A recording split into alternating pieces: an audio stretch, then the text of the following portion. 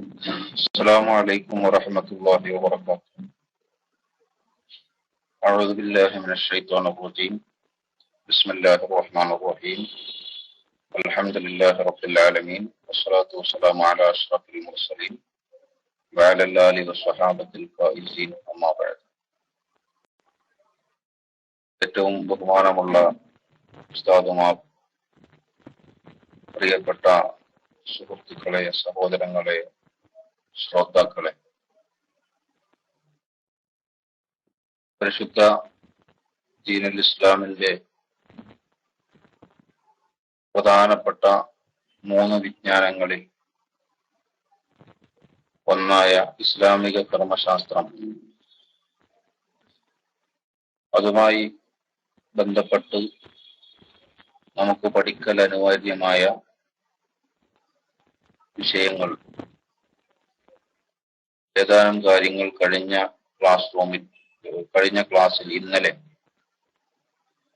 ഞാൻ പറയുകയുണ്ടായി. ഇസ്ലാമിൽ മുക്കല്ലഫായ അഥവാ പ്രായപൂർത്തിയെത്തിയ ബുദ്ധിയുള്ള ഏതൊരു മനുഷ്യന്റെ ഏത് പ്രവർത്തനങ്ങളെയും അല്ലാഹു സുബ്ഹാനഹു വ തആലയുടെ നിയമത്താൽ നിയന്ത്രിക്കപ്പെടുന്നുണ്ട് എന്നതാണ് ഇസ്ലാമിക കാഴ്ചപ്പാട്. എന്റെ സൗണ്ട് കേൾക്കുന്നുണ്ടോ? ഹലോ,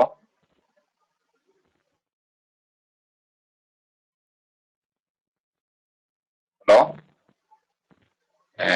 ഉണ്ട്. ഓക്കെ.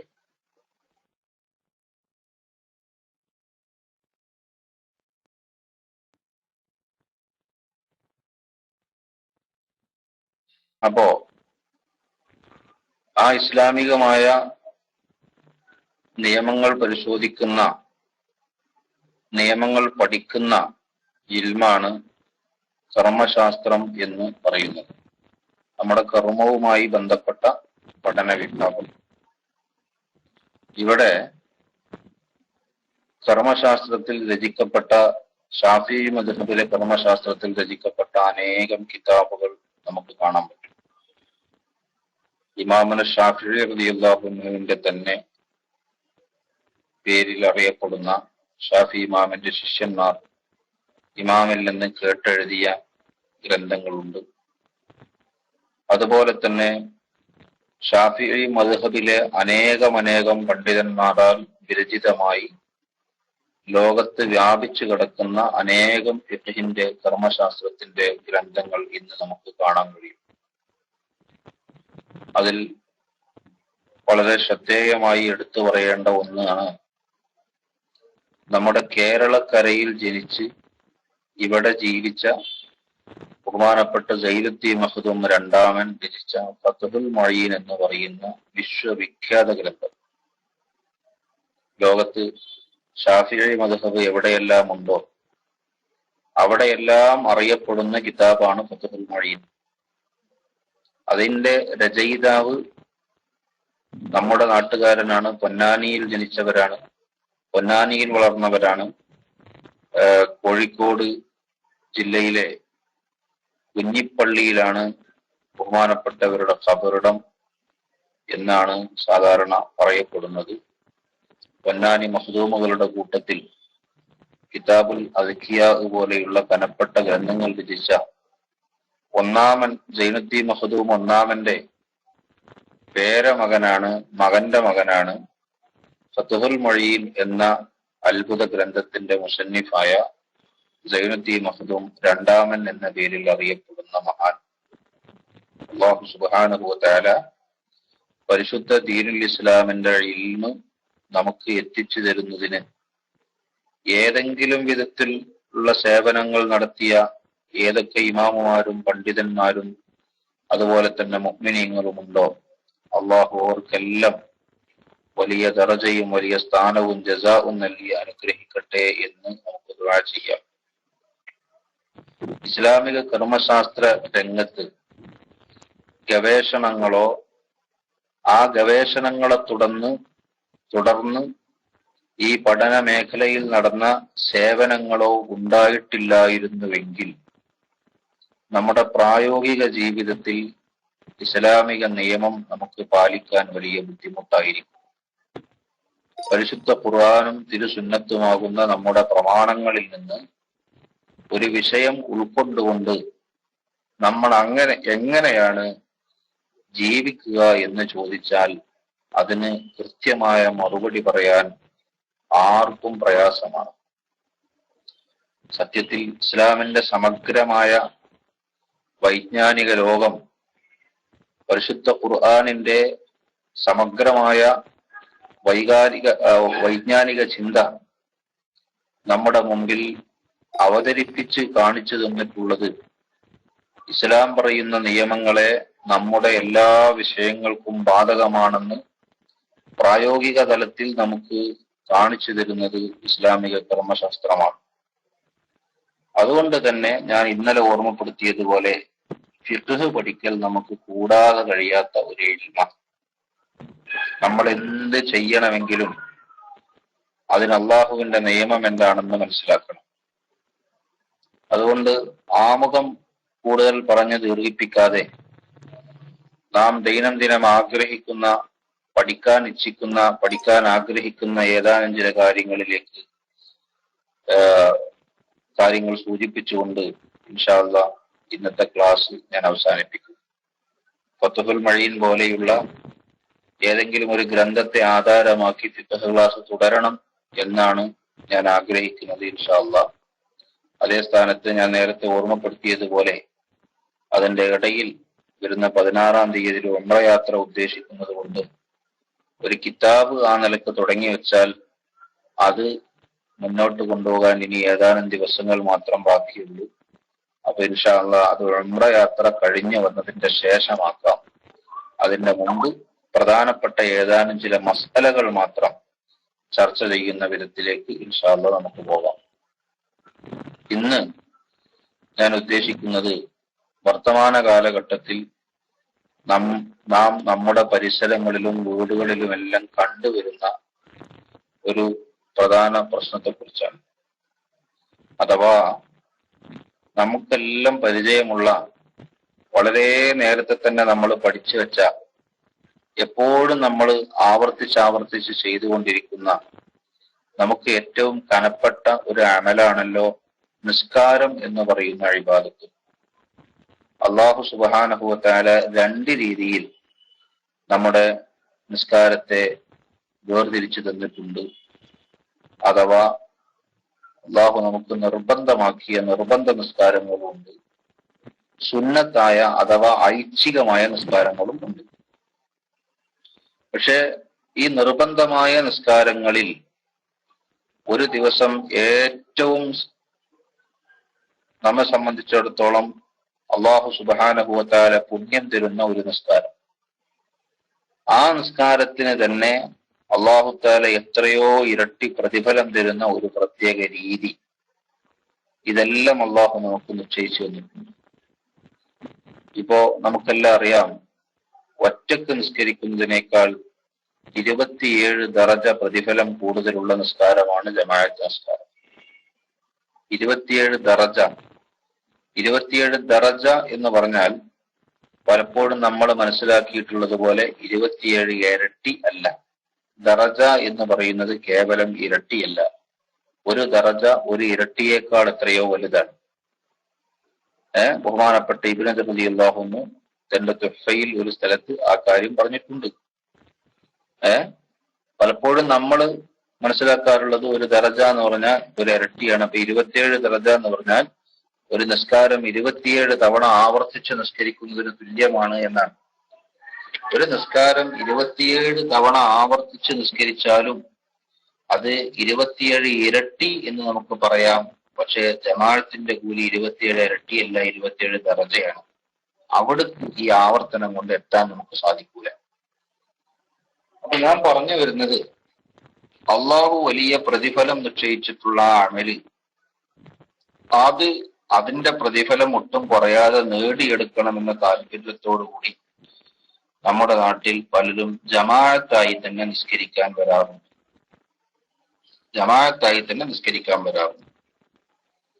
ചില ആളുകൾക്ക് ജമാഅത്തിൽ പങ്കെടുക്കാൻ സാധിച്ചിട്ടില്ലെങ്കിൽ, അല്ലെങ്കിൽ പുരുഷന്മാരെ പോലെ ജമാഅത്ത് സ്ത്രീകൾക്ക് ശക്തമായി സുന്നത്തുള്ളതല്ല എന്നും, സുന്നത്തുള്ള ജമാഅത്ത് തന്നെ അവർക്ക് അല്ലാഹു സുബ്ഹാനഹു വ തആല പുണ്യമായി പ്രഖ്യാപിച്ചിട്ടുള്ളത് സ്വന്തം വീടുകളിലാണെന്നും, പള്ളിയിലേക്ക് അവർ ജുമുഅക്കും ജമാഅത്തിനും പോകേണ്ടതില്ലെന്നും നബി സല്ലല്ലാഹു അലൈഹി വസല്ലമ തങ്ങൾ നമ്മെ പഠിപ്പിച്ചിട്ടുള്ളതാണ്. അപ്പൊ ജമാഅത്തിന്റെ കൂലി കാംക്ഷിച്ചുകൊണ്ട് എത്രയോ ദൂരത്തേക്ക് നടന്നുപോയി ആ ജമാഅത്തിൽ പങ്കെടുക്കുന്ന ഒരുപാട് നല്ല മുസ്ലിമീങ്ങളെ നമുക്ക് കാണാം. നിസ്കാരത്തിന്റെ പ്രതിഫലം ഉദ്ദേശിച്ചുകൊണ്ട് ഓരോ വഖത്തിലും തെറ്റാതെ നിസ്കരിക്കുന്ന ഒരുപാട് ഉമ്മമാരെയും സഹോദരിമാരെയും സഹോദരന്മാരെയും നമുക്ക് കാണാം. പക്ഷേ ഇവിടെ നാം പറയുന്നത്, ഒരു നിസ്കാരം നമ്മൾ എങ്ങനെ പഠിക്കും? നമ്മൾ വർത്തമാനകാല സാഹചര്യത്തിൽ നമുക്ക് കാണാൻ പറ്റുന്ന ഒന്നാണ്, ചില ആളുകൾ നമ്മുടെ നാട്ടിൽ ഇങ്ങനെ പല പ്രദേശങ്ങളിലും ചുറ്റിക്കറങ്ങി നടന്ന് എത്രയോ നിസ്കരിക്കാത്ത ആളുകളെ ചെന്ന് കണ്ട് അവരോട് ചോദിക്കും, നമുക്ക് നിസ്കരിക്കണ്ടേ എന്നൊക്കെ ചോദിച്ച് അവരെ സോപ്പിട്ട് പള്ളിയിലേക്ക് കൊണ്ടുവന്ന് നിസ്കരിപ്പിക്കും. പക്ഷേ നിസ്കരിക്കുന്ന ആളുകൾക്ക്, അല്ലെങ്കിൽ നിസ്കരിക്കാൻ മടിയുള്ള ആളുകൾക്ക് അവർ പറഞ്ഞു കൊടുക്കുന്നത് നിസ്കാരത്തിന്റെ ഫളായിലാണ്. ഫളായിൽ എന്ന് പറഞ്ഞാൽ നിസ്കരിച്ചാൽ കിട്ടുന്ന ഗുണങ്ങൾ, നിസ്കരിച്ചില്ലെങ്കിൽ ഉണ്ടാകുന്ന അപകടങ്ങൾ, ഇത് രണ്ടും പറഞ്ഞ് മനസ്സിലാക്കി കൊടുക്കുന്നു ഒരു വിഭാഗം ആളുകൾ. പക്ഷേ ആ കൂട്ടത്തിൽ അടിയന്തിരമായി അത്തരം ആളുകൾക്ക് പറഞ്ഞ് മനസ്സിലാക്കി കൊടുക്കേണ്ട ഏറ്റവും പ്രധാനപ്പെട്ട ഒന്നുണ്ട്. നിസ്കാരത്തിലേക്ക് പ്രേരിപ്പിക്കാൻ ആവശ്യമായ ഫളായിൽ പറയാം, നിസ്കരിക്കാതിരുന്നാലുള്ള ശിക്ഷകൾ എന്താണെന്നും പറയാം. പക്ഷെ അത് രണ്ടുകൊണ്ട് മാത്രമായില്ല. നിസ്കരിക്കണം എന്ന ചിന്തയിലേക്ക് എത്തിയ ഒരു മനുഷ്യന് എങ്ങനെയാണ് നിസ്കരിക്കേണ്ടത് എന്ന് പഠിപ്പിച്ചു കൊടുക്കൽ വളരെ അനിവാര്യമായ ഒരു വിഷയമാണ്. നിങ്ങൾ നോക്ക്, നബി സല്ലല്ലാഹു അലൈഹി വസല്ലം തങ്ങൾക്ക് അല്ലാഹു സുബ്ഹാനഹു വ തആല നിസ്കാരം കൊടുത്തത് മിഅ്റാജിന്റെ രാത്രിയിലാണ്. ആ മിഅ്റാജിന്റെ രാത്രിയിൽ അള്ളാഹുവിന്റെ സമ്മാനമാകുന്ന നിസ്കാരം സ്വീകരിച്ച് നബി സല്ലല്ലാഹു അലൈഹി വസല്ലം തങ്ങൾ സുബ്ഹിക്ക് മുമ്പ് മക്കത്ത് തിരിച്ചെത്തി. ആ മക്കയിലെ മസ്ജിദുൽ ഹറാമിൽ തിരിച്ചെത്തിയ നബി സല്ലല്ലാഹു അലൈഹി വസല്ലം തങ്ങൾ അള്ളാഹു നിർബന്ധമായി കൽപ്പിച്ചു കൊടുത്ത നിസ്കാരത്തിന്റെ കൂട്ടത്തിൽ ആദ്യം തുടങ്ങിയത് ളുഹ്റാണ് എന്ന് നമ്മുടെ കിതാബുകളിൽ കാണാം. പക്ഷെ നമുക്കെല്ലാം അറിയുന്ന ഒരു കാര്യമുണ്ട്, ഒരു ദിവസം രാവിലെ ആദ്യത്തെ നിസ്കാരം സുബ്ഹിയാണ്. മക്കത്ത് സുബ്ഹിന്റെ മുമ്പ് എത്തിയ നബി സല്ലല്ലാഹു അലൈഹി വസല്ലം തങ്ങൾ എന്തുകൊണ്ട് സുബ്ഹ് തുടങ്ങിയില്ല, ളുഹ്റാണല്ലോ തുടങ്ങിയത്? അതിന് കാരണം മഹാന്മാരായ പണ്ഡിതന്മാർ നിസ്കാരത്തിന്റെ വുജൂബുമായി ബന്ധപ്പെട്ട വിഷയം ചർച്ച ചെയ്യുന്നിടത്ത് പറയുന്നത് കാണാം, അദമിൽ ഇൽമി ബിൽ കൈഫിയ്യ, നിസ്കരിക്കേണ്ട രൂപം എന്താണെന്ന് അറിയാത്തത് കൊണ്ടാണ്. അപ്പൊ ഫളായില് നബി സല്ലല്ലാഹു അലൈഹി വസല്ലം തങ്ങൾ മനസ്സിലാക്കി. അത് മനസ്സിലാക്കാൻ കുറെ പറയണ്ട. അല്ലാഹു സുബ്ഹാനഹു വ തആല ലോകത്ത് ഒരാളെയും വിളിച്ചു വരുത്താത്ത അതിമഹത്തായ ഒരു സ്ഥലത്തേക്ക് നബി സല്ലല്ലാഹു അലൈഹി വസല്ലം തങ്ങളെ കൊണ്ടുപോവുകയും അള്ളാഹുവിന്റെ ഹബീബ് സല്ലല്ലാഹു അലൈഹി വസല്ലം തങ്ങൾക്ക് മാനസികമായി ഏറെ ടെൻഷനുള്ള ഒരു കാലഘട്ടത്തിൽ ആ ടെൻഷൻ മുഴുവനും മറപ്പിക്കുന്ന വിധം അള്ളാഹു ലോകത്ത് ആർക്കും സാധിക്കാത്ത വിധമുള്ള ഒരു ടൂർ നബി സല്ലല്ലാഹു അലൈഹി വസല്ലം തങ്ങൾക്ക് നൽകുകയും അള്ളാഹുവിന്റെ മലായികത്തിന്റെ കൂട്ടത്തിൽ ഏറ്റവും അടുത്ത ജിബ്രീൽ അലൈഹിസ്സലാമിന് പോലും പ്രവേശനാനുമതിയില്ലാത്ത സ്ഥലത്തേക്ക് നബി സല്ലല്ലാഹു അലൈഹി വസല്ലം തങ്ങളെ കൊണ്ടുപോവുകയും ചെയ്തു എന്ന് മാത്രമല്ല, ബഹുമാനപ്പെട്ട നബി സല്ലല്ലാഹു അലൈഹി വസല്ലം തങ്ങൾക്ക് അള്ളാഹുവിനെ നേരിൽ കാണാനും സംസാരിക്കാനുമുള്ള അവസരം വരെ കൊടുത്ത രാത്രിയിൽ ആ സ്വീകരണത്തിന്റെ ഇടയിലാണ് അള്ളാഹു സുബ്ഹാനഹു വ തആല നബി സല്ലല്ലാഹു അലൈഹി വസല്ലം തങ്ങൾക്ക് നിസ്കാരം കൈമാറിയത്. ഇത് മാത്രം മതി നിസ്കാരത്തിന്റെ പ്രാധാന്യം ഫളായിൽ മനസ്സിലാക്കാൻ. അപ്പൊ നബി സല്ലല്ലാഹു അലൈഹി വസല്ലം തങ്ങൾക്ക് ഫളായിൽ മനസ്സിലായി, മുസ്ലിം ഉമ്മത്തിനും ആ ഫളായിൽ മനസ്സിലായി. പക്ഷെ ഫളായിൽ മനസ്സിലാക്കിയത് കൊണ്ട് മാത്രം കാര്യമില്ല, നിസ്കാരത്തിന്റെ മഹത്വം ഇന്നതാണെന്ന് മനസ്സിലാക്കിയത് കൊണ്ട് മാത്രം കാര്യമില്ല, എങ്ങനെ നിസ്കരിക്കണം എന്നുകൂടി പഠിക്കണം. അപ്പോഴേ നിസ്കരിക്കാൻ സാധിക്കും. അത് ജിബ്രീൽ അലൈഹിസ്സലാം പിറ്റേ ദിവസം ളുഹറിന്റെ മുമ്പാണ് പഠിപ്പിച്ചു കൊടുക്കുന്നത്. അതുകൊണ്ടാണ് ളുഹർ മുതൽ നിസ്കാരം തുടങ്ങിയത്. മനസ്സിലാണ്ടോ? അപ്പൊ ഞാൻ പറയുന്നത്, ആളുകളെ ഫളായില് പറഞ്ഞു മനസ്സിലാക്കി നിസ്കാരത്തിലേക്ക് പ്രേരിപ്പിക്കുന്നവർ ആ ഫളായില് മാത്രം പറഞ്ഞ് മനസ്സിലാക്കി കൊടുത്തത് കൊണ്ട് കാര്യമില്ല. നിസ്കാരത്തിന്റെ കൈഫിയത്ത് പഠിപ്പിച്ചു കൊടുക്കണം. നമ്മുടെ നാടുകളിലൊക്കെ വ്യാപകമായി കാണും, ചില ആൾക്കാർ തബ്ലീഗ് ജമാഅത്തുകാരൊക്കെ ഇങ്ങനെ നടന്നിട്ട് നിസ്കരിക്കാത്ത ആൾക്കാർ നിസ്കരിപ്പിക്കാൻ നോക്കുകയാണെന്ന് നമുക്ക് തോന്നും. അങ്ങനെയാണ് അവരെ പ്രവർത്തനം. അങ്ങനെ അവർ നിസ്കരിപ്പിക്കും. പക്ഷേ അവര് വായിച്ചു കൊടുക്കുന്ന പുസ്തകത്തിൽ നിസ്കാരത്തിന്റെ ഫളിലേ ഉള്ളൂ, എങ്ങനെ നിസ്കരിക്കണമെന്ന പുസ്തകത്തിൽ പറയുന്നില്ല. അതുകൊണ്ട് തന്നെ ആ സംഘത്തിന്റെ കൂടെ നിന്നുകൊണ്ട് നിസ്കരിക്കുന്ന പല ആളുകളുടെയും നിസ്കാരം ഇസ്ലാമിക നിയമപ്രകാരം സ്വഹീഹല്ല, ബാത്തിലാണ്. പലരുടെയും നിസ്കാരം ബാത്തിലാണ്. കാരണം ഫാത്തിഹ സൂറത്ത് പഠിച്ചിട്ടില്ലാത്തവർ, അതുപോലെ തന്നെ നിസ്കാരത്തിന്റെ നിബന്ധനകൾ പഠിച്ചിട്ടില്ലാത്തവർ, നിസ്കാരത്തിന്റെ ഘടകങ്ങളെ കുറിച്ച് അവബോധമില്ലാത്തവർ, ഇങ്ങനെ തുടങ്ങി നിസ്കാരവുമായി ബന്ധപ്പെട്ട് നിസ്കാരം നിഷ്ഫലമാകുന്ന കാര്യങ്ങളെക്കുറിച്ച് അറിയാത്തവർ, ഇങ്ങനെ നിസ്കാരവുമായി ബന്ധപ്പെട്ട് ഒരു ആൾ മനസ്സിലാക്കിയിരിക്കേണ്ട അടിയന്തിരമായ വിഷയങ്ങളെക്കുറിച്ച് അവർക്ക് പഠിക്കാൻ സാധിക്കാത്തത് കൊണ്ട് എല്ലാവരുടെയും കൂടെ അവരും കാട്ടിക്കൂട്ടുന്നു. പക്ഷേ നിസ്കാരത്തിന്റെ മൗലികമായ ഇത്തരം വശങ്ങളെക്കുറിച്ച് അവർക്ക് യാതൊരു കാഴ്ചപ്പാടുമില്ല. എന്താ സംഭവിക്കുക? ഫളായില് പറഞ്ഞെടുത്തത് കൊണ്ട് കാര്യമുണ്ടോ? എന്ത് സംഭവിക്കും നിങ്ങൾ ആലോചിച്ചു നോക്ക്. പണിക്ക് പോയാൽ കിട്ടുന്ന കൂലി, ഒരു മനുഷ്യൻ പണിക്ക് പോകാൻ മടിയുള്ള ഒരു മനുഷ്യൻ, ഞാൻ ഉദാഹരണം പറയാം, ജോലി ചെയ്യാൻ മടിയുള്ള ഒരു മനുഷ്യൻ, ഒരു ചെറുപ്പക്കാരൻ, അയാളെ 3 ചെറുപ്പക്കാർ കൂടി ഒരു ജമാഅത്തിന് കൊണ്ടുപോയിട്ട് ഉപദേശിക്കുകയാണ്, മോനെ ഇങ്ങനെ നടന്നാ പറ്റൂല, അധ്വാനിക്കേണ്ട കാലത്തെ അധ്വാനിക്കാൻ പറ്റുള്ളൂ, അന്ന് എന്തെങ്കിലും 10 ഉറുപ്പിക ഉണ്ടാക്കിയാലേ അത് ബാക്കിയാകുള്ളൂ എന്നൊക്കെ പറഞ്ഞ് ഓനെ കൊണ്ടുപോയി ഉപദേശിച്ച് ഫളായിലൊക്കെ പറഞ്ഞു കൊടുത്തിട്ട് ഓൻ ഏതായാലും പണിക്ക് പോകാൻ തയ്യാറായി. പണിക്ക് പോകാൻ അവൻ തയ്യാറായി. പണിക്ക് പോകാൻ തയ്യാറായപ്പോ എന്ത് പണിയുള്ളത്? ആശേരിപ്പണിയാണുള്ളത്, മരപ്പണിയാണുള്ളത്. എന്നാ ആയിക്കോട്ടെ, ഉളിയണ്ട് കൊടുത്തിട്ട് കൊണ്ടുപോയി മേടിക്കോ എന്ന് പറഞ്ഞിട്ട് കാര്യമുണ്ടോ? ഇല്ല. ആദ്യം പണി പഠിപ്പിച്ചു കൊടുക്കണം, ഇല്ലെങ്കിൽ വെളുക്കാൻ തെച്ചത് കൊണ്ടാവും. ഇല്ലെങ്കിൽ കൂലിയല്ല കിട്ടുക, അവസാനം ആരാണ്ട് ഉണ്ടാക്കി കൊടുക്കേണ്ടി വരും. അവർക്കെത്തും കാര്യം. അപ്പൊ ഫളായില് പറഞ്ഞിട്ടൊരു വിഷയത്തിന് പ്രേരിപ്പിച്ചാ പോരാ.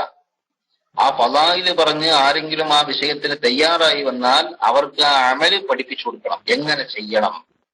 അവിടെയാണ് ഇസ്ലാമിക കർമ്മശാസ്ത്രത്തിന്റെ പ്രസക്തി നമ്മൾ മനസ്സിലാക്കേണ്ടത്.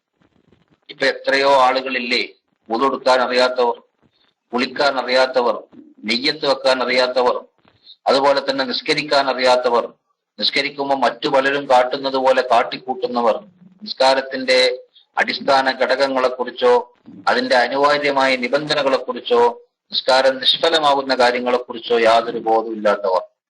അങ്ങനെ എത്രയോ ആളുകൾക്ക് പഠിക്കാനാണ് അള്ളാഹുവിന്റെ തൗഫീഖ് കൊണ്ട് നമ്മുടെ ഈ ക്ലാസ് റൂം ഇപ്പോ ശ്രമിച്ചുകൊണ്ടിരിക്കുന്നത്. അതുകൊണ്ട് നമുക്ക് ഒരുപാട് പഠിക്കാനുണ്ട്. ഒരുപാട് കാര്യങ്ങൾ നമുക്ക് തിരുത്താനുണ്ട്. 2 രീതിയിലുള്ള തെറ്റ് പലപ്പോഴും നമ്മുടെ അമലുകളിൽ വരുന്നുണ്ട്. 2 രീതിയിലുള്ള തെറ്റ്. ഒന്ന്, നമ്മുടെ അമലുകളെ പാടെ നിഷ്ഫലമാക്കുന്ന തെറ്റാ. അങ്ങനെയുള്ള അപാകതകൾ നമ്മുടെ അമലുകളിൽ വന്നു കഴിഞ്ഞാൽ പിന്നെ നമ്മുടെ അമലുകൾക്ക് യാതൊരു വാല്യൂ ഇല്ല. അമലുകൾ തന്നെ നിഷ്ഫലമാക്കുന്ന തരത്തിലുള്ള തെറ്റ് വന്നാൽ ആശേരിപ്പണിക്കാരന്റെ അടുത്ത് ശമ്പളം നിഷേധിക്കേണ്ടി വരുന്ന രീതിയിലുള്ള തെറ്റുകുറ്റങ്ങൾ വന്നാൽ അയാൾക്ക് ശമ്പളം കൊടുക്കുമോ? ഗൗരവമുള്ള തെറ്റ് വന്നാൽ കൊണ്ടുവന്ന മരത്തിന്റെ ആ മരം പോലും നശിപ്പിക്കുന്ന രീതിയിൽ ഒരാൾ പണിയെടുത്തു കഴിഞ്ഞാൽ അയാൾക്ക് എവിടുന്ന് കൂലി കിട്ടാനാ? അയാൾക്ക് കൂലി കിട്ടൂല എന്നുള്ള കാര്യം ഉറപ്പാണ്. എന്നാൽ രണ്ടാമത്തേതൊന്ന്, അയാൾക്ക് അടിസ്ഥാന കൂലിക്ക് അടിസ്ഥാനപരമായ അയാളുടെ അമല് നിഷ്ഫലമാകാതിരിക്കാൻ ആവശ്യമായ നിബന്ധനകളെല്ലാം, ഘടകങ്ങളും നിബന്ധനകളും എല്ലാം അയാളുടെ അമലിൽ മേളിച്ചിട്ടുണ്ട്.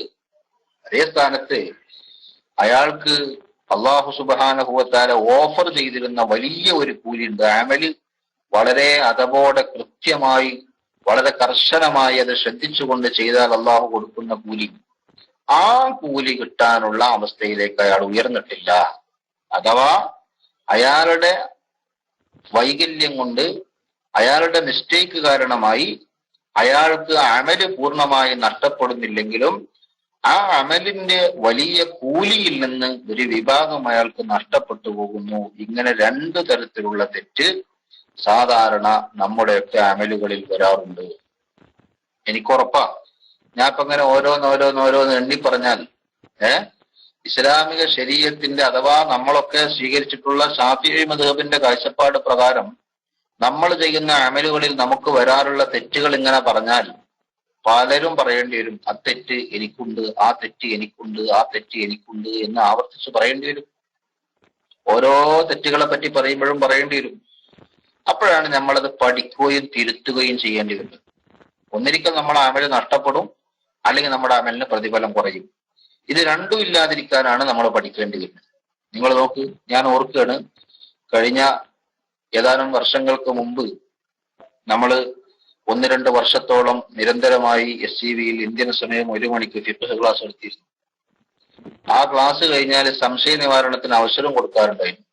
അക്കാലത്ത് ഒരു സുഹൃത്ത് ചോദിച്ച ചോദ്യം ഞാൻ ഓർക്കുകയാണ്, ഇന്ന് കുളിക്കുമ്പോ നിയ്യത്ത് വെക്കുക എന്നൊരു പരിപാടി ഉണ്ടോ, അതെങ്ങനെയാണ്? നമ്മൾ ആലോചിച്ച് നോക്കൂ, എത്ര കാലത്ത് ഞാൻ കുളിച്ചിട്ടുണ്ടാവും അല്ലെ? ഇതിപ്പോ ആദ്യമായിട്ട് പ്രായപൂർത്തിയായ ഒരാൾ കുളിക്കുന്നതിന് മുമ്പ് ചോദിച്ച ചോദ്യമല്ല അത്. കുറെ കാലം കുളിച്ച ഒരാള് ഇപ്പോഴാണ് ചോദിക്കുന്നത്, കുളിക്കുന്നതിന്റെ നെയ്യത്തിനെ കുറിച്ച് ചോദിക്കുന്നത്, വുളൂഇന്റെ നെയ്യത്തിനെ കുറിച്ച് ചോദിക്കുന്നത്. അവിടെയും 2 തരത്തിലുള്ള ആളുകളെ നമുക്ക് കാണാം. ഒരു വിഭാഗം നിയ്യത്ത് എന്താണെന്ന് അറിയാത്തത് കൊണ്ട് നിയ്യത്ത് വെക്കുകയേ ഇല്ല, അങ്ങനത്തെ ഒരു വിഭാഗം.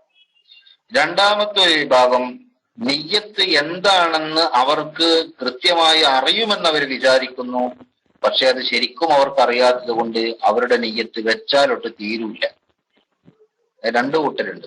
ഒരു കൂട്ടർക്ക് നിയ്യത്ത് അറിയില്ല, അതുകൊണ്ട് വെക്കലില്ല. മറ്റേ കൂട്ടർക്ക് നിയ്യത്ത് യഥാർത്ഥത്തിൽ അറിയില്ല, പക്ഷെ അറിയുന്നതാണോ അവരെ വിചാരം, അതുകൊണ്ട് വെച്ചിട്ടോട്ട് തീരലുമില്ല. ഈ രണ്ടാമത്തെ വിഭാഗത്തെ നാം വസ്വാസുകാരെന്ന് പറഞ്ഞു. വസ്വാസുകാരെന്ന് പറഞ്ഞു അത് ഒരാളുടെ അമല് സ്വഹീഹായി വരാൻ അയാൾ ശ്രദ്ധിക്കുമ്പോ ആ അമലിനെ നിഷ്ഫലമാക്കാനുള്ള പ്രവർത്തനങ്ങളുടെ ഭാഗമായി പിശാച് കൊണ്ടുവരുന്ന പുതിയൊരു അടവാണ് വസ്വാസ്. ആ വസ്വാസ് ഇങ്ങനെ വരുമ്പോ അയാൾക്ക് തോന്നും ഇത് ശരിയാക്കണം എന്ന് തോന്നിയിട്ട് അയാൾ അതിന്റെ കൂടെ കെട്ടിമറിഞ്ഞ് കൂടുമ്പോ യഥാർത്ഥത്തിൽ പിശാച് ചെയ്യുന്നത് അമല് സ്വഹീഹാക്കുകയല്ല, മറിച്ച് നഷ്ടപ്പെടുത്തുകയാണ്. അങ്ങനത്തെ എത്രയോ വസ്വാസുകാരെ നമുക്ക് കാണാം. അതുകൊണ്ട് അങ്ങനെയുള്ള വസ്വാസുകാരുണ്ടെങ്കിൽ ശരിക്കും അതിന് സൈക്കോളജിക്കൽ കൗൺസിലിംഗ് കിട്ടുന്ന, അതോടൊപ്പം തന്നെ മതപരമായ വിഷയങ്ങളിൽ ഒരു ഉറച്ച വസ്വാസുകാർക്ക് യോജിക്കുന്ന രീതിയിലുള്ള നിലപാടുകൾ പറഞ്ഞു തരാൻ പറ്റിയ ആലിമീങ്ങളുമായി ബന്ധപ്പെട്ട് അത്തരം പ്രശ്നങ്ങൾക്ക് പരിഹാരം കാണണം. മനസ്സിലായില്ലേ? പലരോടും മസല ചോദിച്ചാല് വസ്വാസ് കൂടും. പല സ്ഥലത്തുനിന്നും വായിച്ച് മനസ്സിലാക്കാൻ ശ്രമിച്ചാല് വസ്വാസ് കൂടും. അപ്പോ ഞാനിത് പറയുമ്പോൾ നിങ്ങളിൽ പലർക്കും തോന്നിയേക്കും ഇസ്ലാമിൽ വസ്വാസുകാർക്ക് ഒരു നിയമം അല്ലാത്തവർക്ക് ഒരു നിയമം ഉണ്ടോ എന്ന്. അങ്ങനല്ല. ഇസ്ലാമിന് പൊതുവായ ഒരു നിയമമുണ്ട്. എന്താ? ഇസ്ലാമിന്റെ നിയമങ്ങൾക്ക് പല വിഷയങ്ങളിലും വളരെ ശക്തമായ ഒരു ഭാഗവും എന്നാൽ ലളിതമായ മറ്റൊരു ഭാഗവും കാണാം. ആ ലളിതമായ ഭാഗം സ്വീകരിക്കേണ്ട ചില അനിവാര്യ ഘട്ടങ്ങൾ ഉണ്ടാകും. അത് നമ്മുടെ ഫത്ഹുൽ മുഈൻ അടക്കമുള്ള കിതാബുകൾ പരിശോധിച്ചാൽ ചിലപ്പോൾ നമുക്ക് ബോധ്യപ്പെടും. അപ്പൊ അത് മനസ്സിലാക്കിക്കൊണ്ട് അത്തരം ആളുകളുടെ പ്രശ്നങ്ങൾക്ക് പരിഹാരം പറയാൻ പറ്റുന്ന ഒരവസരമാണ് നമ്മൾ ശ്രദ്ധിക്കേണ്ടത്. അതുകൊണ്ട് വസ്വാസുകാരായ ആളുകൾ ചോദ്യങ്ങൾ ചോദിക്കുകയാണെങ്കിൽ അതിന് ആ രീതിയിൽ തന്നെ കണ്ട് മറുപടി പറയാൻ പറ്റിയ ആളുകളോട് മാത്രം ചോദിക്കണം. അവരിൽ നിന്ന് തന്നെ പഠിക്കാൻ ശ്രമിക്കണം. അല്ലെങ്കിൽ അവരുടെ വസ്വാസ് കൂടും എന്ന് ഞാൻ സാന്ദർഭികമായി ഓർമ്മപ്പെടുത്തുന്നു. അപ്പോ രണ്ടാമതൊരു വിഭാഗം, ഒന്ന് നിയ്യത്ത് എന്താണെന്ന് അറിയാത്തത് കൊണ്ട് അത് ചെയ്യാറില്ല. രണ്ടാമത്തെ വിഭാഗം നിയ്യത്ത് അവർക്കറിയാം, പക്ഷെ അതിന്റെ യാഥാർത്ഥ്യത്തെക്കുറിച്ച്, ശരിയായ നിയ്യത്തിനെ കുറിച്ച് അവർക്ക് അറിവില്ലാത്തത് കൊണ്ട്, അല്ലെങ്കിൽ അവർക്ക് ചില തെറ്റിദ്ധാരണകൾ ഉള്ളത് കൊണ്ട്, അല്ലെങ്കിൽ പിശാചിന്റെ ചില ക്രയവിക്രയങ്ങളിൽ പെട്ടതുകൊണ്ട് അവർക്ക് വസ്വാസ് വരികയാണ്. ഇങ്ങനത്തെ രണ്ടാമൊരു ടീം. ഇത് നിയ്യത്തുമ്പോ തന്നെ ഉണ്ടാകുന്ന തുടക്കത്തിൽ ഉണ്ടാകണ ആപത്ത. നിങ്ങൾ നോക്ക്, നിസ്കാരം തുടങ്ങുന്ന സമയത്ത് നമ്മൾ തക്ബീറത്തുൽ ഇഹ്റാം ചൊല്ലാറുണ്ട്. അല്ലെ? തക്ബീറത്തുൽ ഇഹ്റാം ചെല്ലാതെ നമ്മൾ എന്താക്കില്ല, നിസ്കരിക്കല്ല. നമ്മളതിന് പറയൽ ഇഹ്റാം കെട്ടുക എന്നാണ്. തക്ബീറത്തുൽ ഇഹ്റാം കെട്ടുക എന്ന് പറയും. ഹജ്ജിന് പോകുമ്പോഴുണ്ടൊരു ഇഹ്റാം കെട്ട്, ഉംറക്ക് പോകുമ്പോഴുണ്ടൊരു ഇഹ്റാം കെട്ട്. അതുകൊണ്ടാണ് ഉംറക്ക് പോകാൻ ഒരുങ്ങിയ ആളോട് പാസ്പോർട്ടും വിസയൊക്കെ പിന്നെ ടിക്കറ്റൊക്കെ എടുത്ത് ഒരുക്കി ഇങ്ങനെ വെച്ച് നിൽക്കുക, പെട്ടിയൊക്കെ റെഡിയാക്കിയിട്ട് എപ്പോഴാ ചോദിച്ചാൽ കയറെടുത്തോ എന്ന് ചോദിച്ചു. എന്ത് കയർ? ഇഹ്റാം കെട്ടണ്ടേ? നല്ല ഉറപ്പുള്ളൊരു കയറില്ലെങ്കിൽ ഇതെങ്ങനെ കെട്ടാൻ സാധിക്കോ എന്ന് ചോദിച്ചപ്പോഴാണ് പടച്ചോനെ നല്ലൊരു കയറ് വാങ്ങാൻ മറന്നുപോയല്ലോ എന്ന് അയാൾ ഇങ്ങനെ ആലോചിക്കുന്നത്. മനസ്സിലായോ? അപ്പൊ അത് ഇഹ്റാം കെട്ടുന്നതിനെ കുറിച്ചുള്ള നമ്മുടെ ഒരു കാഴ്ചപ്പാടാണ്. സത്യത്തില് നിസ്കാരത്തിന് ഇഹ്റാമുണ്ട്, ഹജ്ജിന് ഇഹ്റാമുണ്ട്, ഉംറക്ക് ഇഹ്റാമുണ്ട്. എന്താ ഇഹ്റാം എന്ന് പറഞ്ഞാൽ? നമ്മൾ സാധാരണ ഹറാം എന്ന് നമ്മൾ സാധാരണ പറയാറുണ്ട്. ഒരു നിഷിദ്ധമായ കാര്യത്തെക്കുറിച്ചാണ് ഹറാം എന്ന് പറയുക. ഈ ഹറാം എന്ന പദത്തിൽ നിന്ന് തന്നെ ഉത്ഭവിച്ചു വന്ന മറ്റൊരു പദമാണ് ഇഹ്റാം. അതെന്താണ് അതിന്റെ അർത്ഥം? ഇഹ്റാം എന്ന് പറഞ്ഞാൽ അതിന്റെ അർത്ഥം പിന്നെ അഹ്റമ യുഹരിമു ഇഹ്റാമും. ഇഹ്റാം എന്ന് പറഞ്ഞാൽ അതിന്റെ അർത്ഥം എന്താ?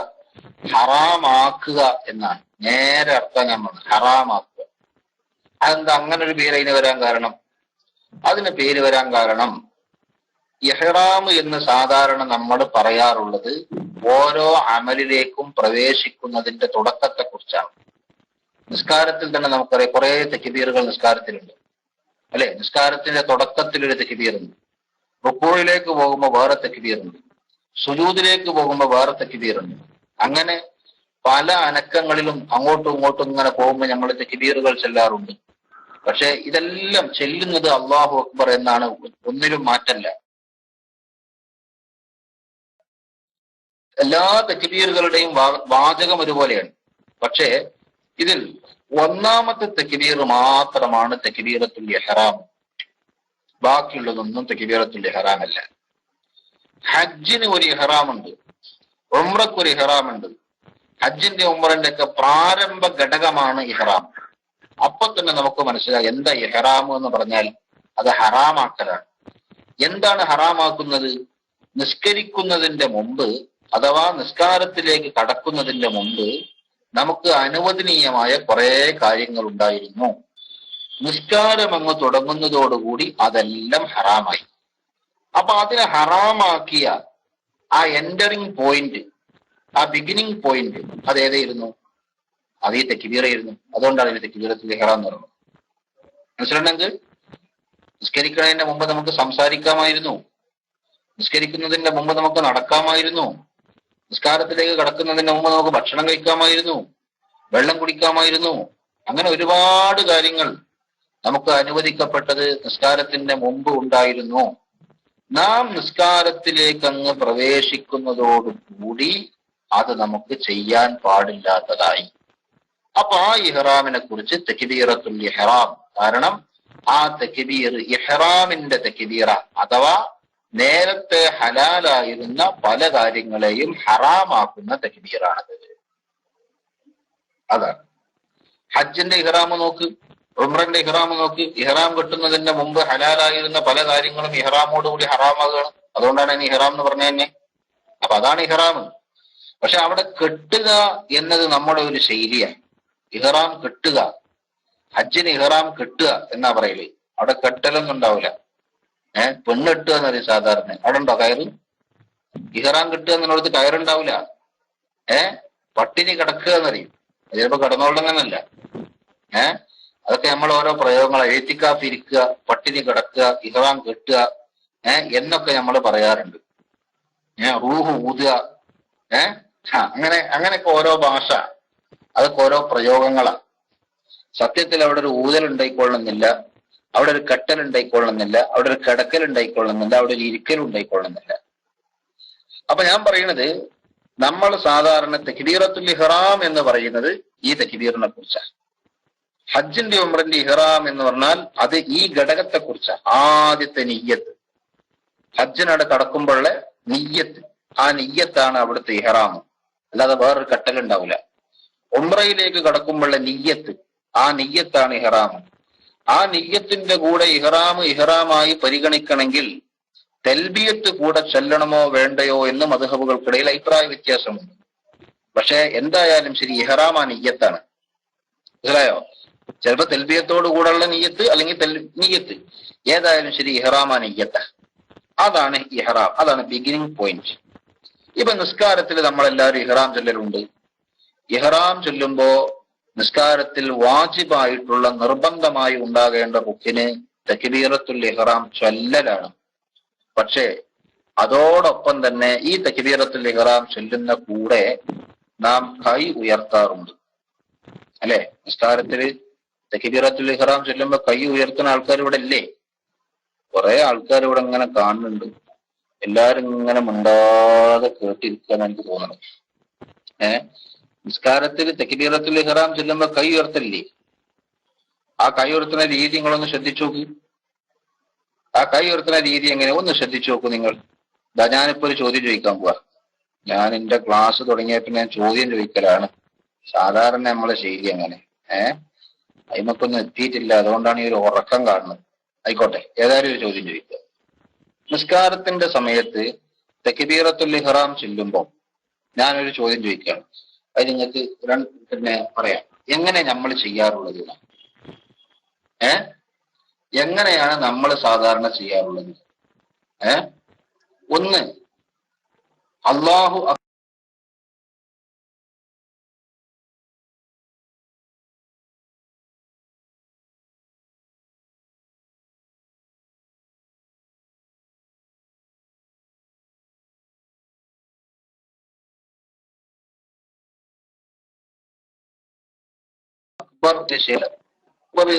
ശേഷം അള്ളാഹു അക്ബർ എന്ന് ചെല്ലുക. കയ്യൊക്കെ ഉയർത്തി കെട്ടിക്കഴിഞ്ഞതിന്റെ ശേഷം അള്ളാഹു അക്ബർ എന്ന് ചെല്ലുക.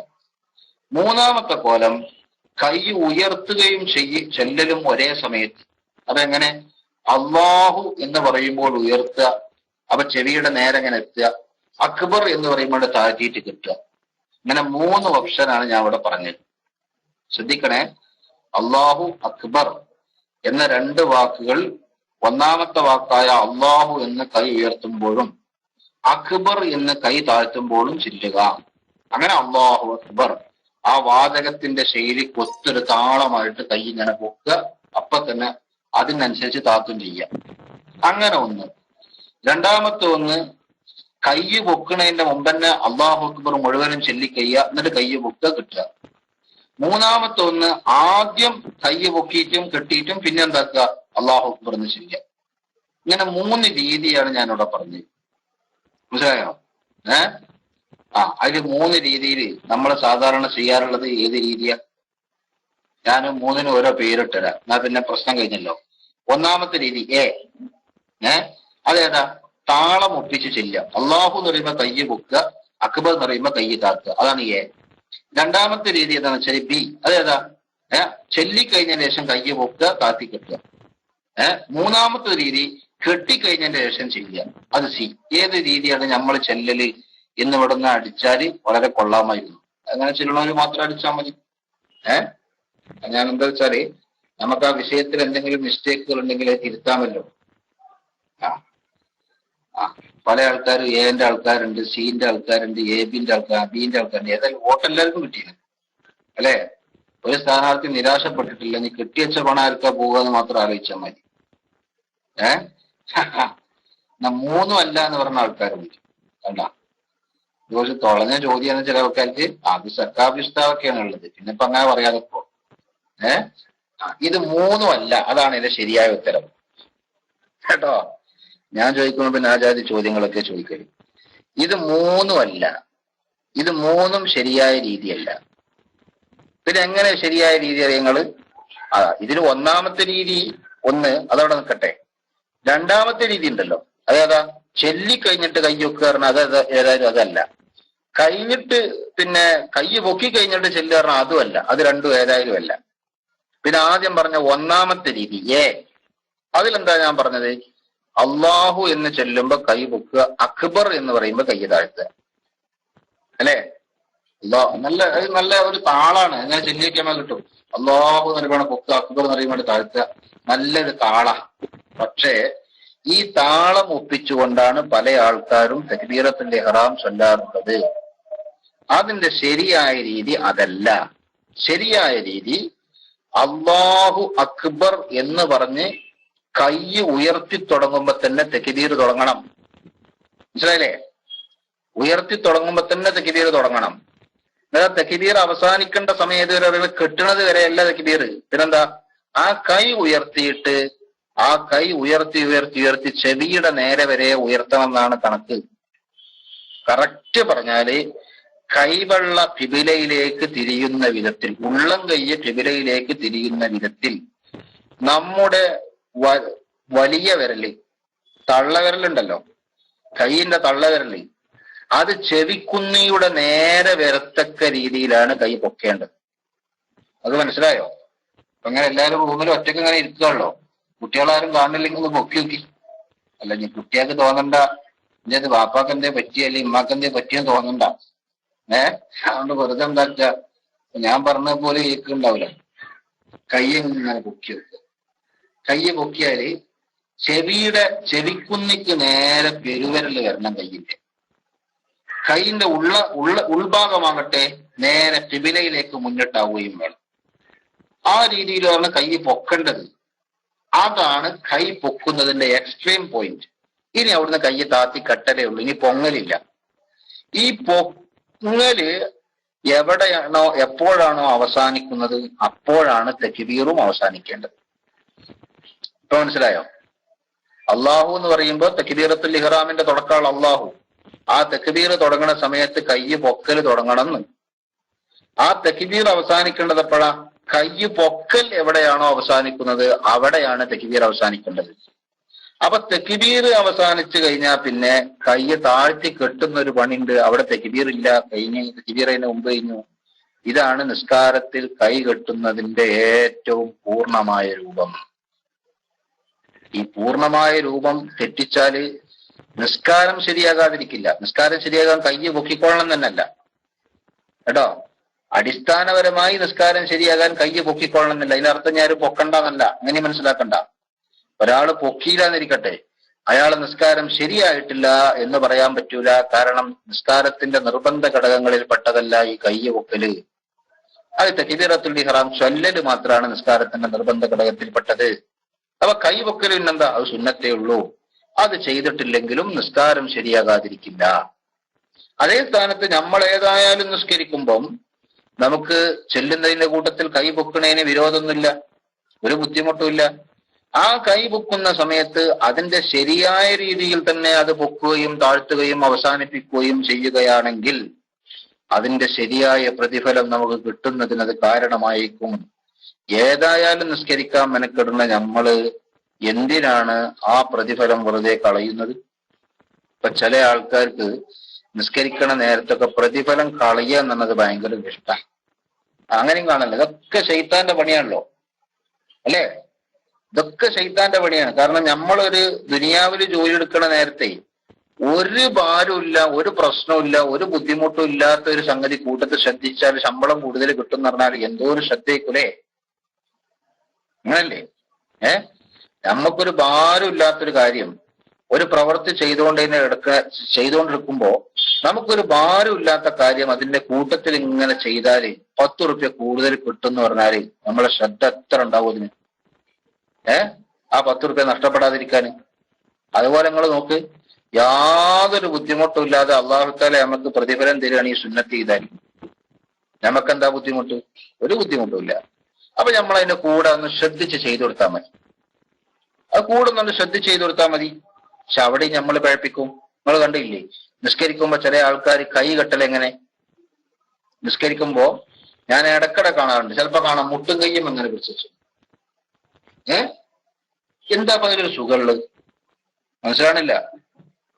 കയ്യ പിടിക്കേണ്ടത് വലത് കൈ കൊണ്ട് ഇടത് കൈയിന്റെ മണിബന്ധം പിടിക്കണം എന്നാണ് നമ്മൾ പഠിച്ചത്, അല്ലേ? അപ്പൊ കാലിന്റെ ഞെരിയാണിന്റെ സ്ഥാനത്ത് കയ്യിനുള്ള സാധനമാണല്ലോ ഈ കൂഴൽ എന്ന് പറഞ്ഞത്. ആ ഗണിപ്പ് നമ്മളെ മുൻകൈയും അതുപോലെ തന്നെ തണ്ടം കൈയും വേർപിരിയുന്ന ആ ഗണിപ്പ്, ആ സന്ധി അവിടെ പിടിക്കണം എന്നാണ് ഈ പറഞ്ഞത്. അവിടെ പിടിക്കാൻ എന്താ പണി? ഒരു പണിയില്ല. എന്നാലും ചില ആൾക്കാർ എവിടെ പിടിക്കുക? കൈ ഇങ്ങനെ കൊണ്ടുപോയിട്ട് മുട്ടുന്ന പിടിക്കും. അതൊരു രസമാണ്, അല്ലേ? അതേ സ്ഥാനത്ത് ഇവിടെ പിടിച്ചിക്കാണ്ട് ഒരു സെക്യൂരിറ്റിനോട് പറയാണ്, ഏത് സെക്യൂരിറ്റിനോട് പറയാ, നമ്മളെ സ്ഥാപനത്തിന്റെ മുമ്പിൽ ഇന്ന സമയത്ത് എത്തണം, ഇന്ന സമയം വരെ അവിടെ നിൽക്കണ സമയത്ത് കൈ കെട്ടിയാണ് നിൽക്കേണ്ടത്. നിങ്ങളെ കൈ കെട്ടേണ്ടത് ഈ വലത്തെ കൈ ഇടത്തെ കയ്യുമ്മേ ഈ കൂഴമ്മ പിടിച്ചിട്ട് നിങ്ങൾ ശരിക്കും നെഞ്ചിന്റെയും പൊക്കിന്റെ ഇടയിൽ കൈ വെച്ച് നിൽക്കണം. ആ കൈ അവിടുന്ന് മാറ്റിയിട്ട് നിങ്ങൾ മുട്ടും കയ്യമ്മ പിടിച്ചിക്കുകയാണെങ്കിൽ നിങ്ങളെ നമുക്ക് പറ്റൂല, ശമ്പളം കുറക്കും എന്ന് പറഞ്ഞാൽ ഇയാളെ കൈ എപ്പോഴേം മാറുമോ? സെക്യൂരിറ്റി അതാ നേരത്തെ എത്തി വലത്തെ കൈ കൊണ്ട് ഇടത്തെ കൈ പിടിച്ച് അത് നെഞ്ചിന്റെയും പൊക്കിന്റെ ഇടയിൽ തന്നെ വെച്ച് വളരെ കറക്റ്റായിട്ട് അയാൾ നിങ്ങൾ നിൽക്കുന്നതിന്റെ ശമ്പളം കുറയാൻ പാടില്ല, അല്ലേ? ശമ്പളം കുറയാൻ പാടില്ല. അതേപോലെ തന്നെ അല്ലേ അള്ളാഹു സുബ്ഹാനഹു വ തആല തരുന്ന പ്രതിഫലം? അതേപോലെ അല്ലല്ലോ, ഞാൻ ഉദാഹരിച്ച് പറയാണ്. അതുപോലെ അല്ലല്ലോ, അതിനേക്കാൾ എത്രയോ മികച്ചതാണല്ലോ അള്ളാഹു തആല തരുന്ന പ്രതിഫലം. അപ്പൊ അള്ളാഹു തആല നമ്മോട് ഇന്ന സ്ഥലത്ത് പിടിക്കണം എന്ന് പറഞ്ഞാൽ അവിടെ തന്നെ പിടിച്ചാൽ മതി. അപ്പുറത്തേക്കും ഇപ്പുറത്തേക്ക് നമ്മളെ വക ഒരു മാറ്റവും ചേഞ്ചിങ് ഒന്നും ആവശ്യമില്ല. ഇന്ന സ്ഥലത്ത് വെക്കണം എന്ന് പറഞ്ഞാൽ അവിടെ തന്നെ വെച്ചാൽ മതി. അവിടുന്ന് താഴ്ത്തും വേണ്ട പൊന്തിക്കും വേണ്ട, അല്ലെ? ചില ആൾക്കാർ ആത്മാർത്ഥാണ്ട് കൂടിയിട്ട് കയ്യാണ്ട് കേറി നെഞ്ചിന്റെ മേലേക്ക് കൗത്തുക്കൊക്കെ എത്തലാണ്. വേറെ ചില ആൾക്കാർക്ക് ക്ഷീണം കൊണ്ട് കയ്യൊക്കെ ഒന്നും താങ്ങിക്കാൻ പറ്റാത്തതുകൊണ്ടാണ് കയ്യുണ്ട് താങ്ങിയിട്ട് പിന്നെ എവിടെ പള്ളന്റെ താഴെക്കൊണ്ട് പോകണം കാണാം. ഏതായാലും ശരി, ആ രണ്ട് രീതിയിൽ നമ്മുടെ പ്രതിഫലം കുറക്കും. ഞാൻ 2 സാമ്പിളാണ് ഇപ്പൊ ഇന്ന് പറഞ്ഞത്. എന്റെ സമയം അവസാനിച്ചു. ഇൻഷാ അല്ലാഹ് 6 മണിക്ക് സയ്യിദ് ഉസ്താദിന്റെ ക്ലാസ് തുടങ്ങാനുണ്ട്. അതിന്റെ മുമ്പ് ഇൻഷാ അല്ലാഹ് അല്പസമയം ചോദ്യകർത്താക്കൾ ആരെങ്കിലും ഉണ്ടെങ്കിൽ നമ്മുടെ വിഷയവുമായി ബന്ധപ്പെട്ട കാര്യങ്ങൾ ചോദിക്കാനുള്ള അവസരമുണ്ട്. അതുകൊണ്ട് ആരെങ്കിലും ഉണ്ടെങ്കിൽ റൈസാൻഡ് ചെയ്ത് വന്നോളൂ. ഇല്ലെങ്കിൽ ഞാൻ ഈ 10 മിനിറ്റ് കൂടി ക്ലാസ് എടുത്തിട്ട് കൃത്യം 6 മണിക്ക് അവസാനിപ്പിക്കും. കാരണം 6 മണിക്ക് സയ്യിദ് ഉസ്താദ് വരുന്ന സമയമാണ്. ഇൻഷാ അല്ലാഹ് ഉസ്താദ് വരുമ്പോ ഉസ്താദിന്റെ തഫ്സീർ ക്ലാസ് ഉണ്ടാവും. അപ്പൊ ഞാൻ പറഞ്ഞത്, നിങ്ങൾ നോക്ക്, ചോദ്യം അറിയണ്ടോ? ചോദ്യം ഉണ്ടെങ്കിൽ റൈസാൻഡ് ചെയ്ത് വന്നോളൂ കേട്ടോ. അപ്പം നിസ്കാരത്തിൽ കേവലം തക്ബീറത്തുൽ ഇഹ്റാമിന്റെ അവിടുന്ന് അങ്ങോട്ട് നമ്മൾ തുടങ്ങിയാൽ, തക്ബീറത്തുൽ ഇഹ്റാമിന്റെ അവിടുന്ന് അങ്ങ് തുടങ്ങി നിസ്കാരം അവസാനിക്കുന്നത് വരെയുള്ള ഓരോ ഘടകങ്ങളെയും സസൂക്ഷ്മം നിരീക്ഷിച്ചാൽ എത്ര അബദ്ധങ്ങൾ നമുക്കതിന്റെ ഇടയിൽ വരുന്നുണ്ട്. ഈ അബദ്ധങ്ങൾ നമുക്ക് ഞാൻ നേരത്തെ പറഞ്ഞതുപോലെ 2ആയി തിരിക്കാം. അതിലോ ചിലത് നിസ്കാരത്തിന്റെ സാധുതയെ തന്നെ പ്രതികൂലമായി ബാധിക്കുന്നതായിരിക്കും. അഥവാ ആ അബദ്ധം നമ്മൾ ചെയ്തത് കൊണ്ട് നിസ്കരിച്ച നിസ്കാരം മുഴുവനും ഇല്ലാതെയായേക്കും. എന്നാൽ മറ്റു ചിലത് നിസ്കാരത്തിന്റെ സിഹത്തിനെ ബാധിക്കില്ലെങ്കിലും അത് നിസ്കാരത്തിന് അല്ലാഹു തആല തരും എന്ന് നമ്മൾ പ്രതീക്ഷിക്കുന്ന ആ പ്രതിഫലത്തിന് വലിയ ഇടിവ് വരാൻ സാധ്യതയുള്ളതാണ്. ഈ 2 തരത്തിലുള്ളതും നമ്മൾ ശ്രദ്ധിച്ചുകൊണ്ട് മുന്നോട്ട് പോവുകയാണെങ്കിൽ നമുക്ക് അല്ലാഹു സുബ്ഹാനഹു വ തആല നിശ്ചയിച്ച വലിയ പ്രതിഫലം വാങ്ങാൻ സാധിക്കും. അല്ലാഹു തൗഫീഖ് ചെയ്യുമാറാകട്ടെ. അതുകൊണ്ട് ഞാൻ നേരത്തെ ഓർമ്മപ്പെടുത്തിയതുപോലെ ഞാനൊരു പ്രത്യേക വിഷയം എടുത്തുകൊണ്ട് അല്ലെങ്കിൽ ഒരു കിതാബ് എടുത്തുകൊണ്ട് അതിനെ ഡിപ്പെൻഡ് ചെയ്തിട്ട് ക്ലാസ് മുന്നോട്ട് കൊണ്ടുപോകണം. അതാണ് എനിക്ക് നല്ലത്. പക്ഷെ ഇപ്പൊ അടുത്ത ആഴ്ചയിൽ തന്നെ ഒരു ഉംറ യാത്ര ഉള്ളത് കൊണ്ട് അത് കഴിഞ്ഞതിന്റെ ശേഷം മാത്രമേ അങ്ങനെ ഒരു കിതാബിലേക്ക് കടക്കൂ. അതുവരെ ഏതാനും ചില മസലകൾ നമുക്ക് ഓരോ ദിവസം അങ്ങനെ ചർച്ച ചെയ്യാം. ഇനിയിപ്പോ ഞാൻ പ്രധാനപ്പെട്ട വേറെ ചില മസലകളൊക്കെ ഉദ്ദേശിച്ചിരുന്നു. പക്ഷെ നമ്മൾ ആ തക്ബീറത്തുൽ ഇഹ്റാം മാത്രം ഇങ്ങനെ നിൽക്കേണ്ടി വന്നു.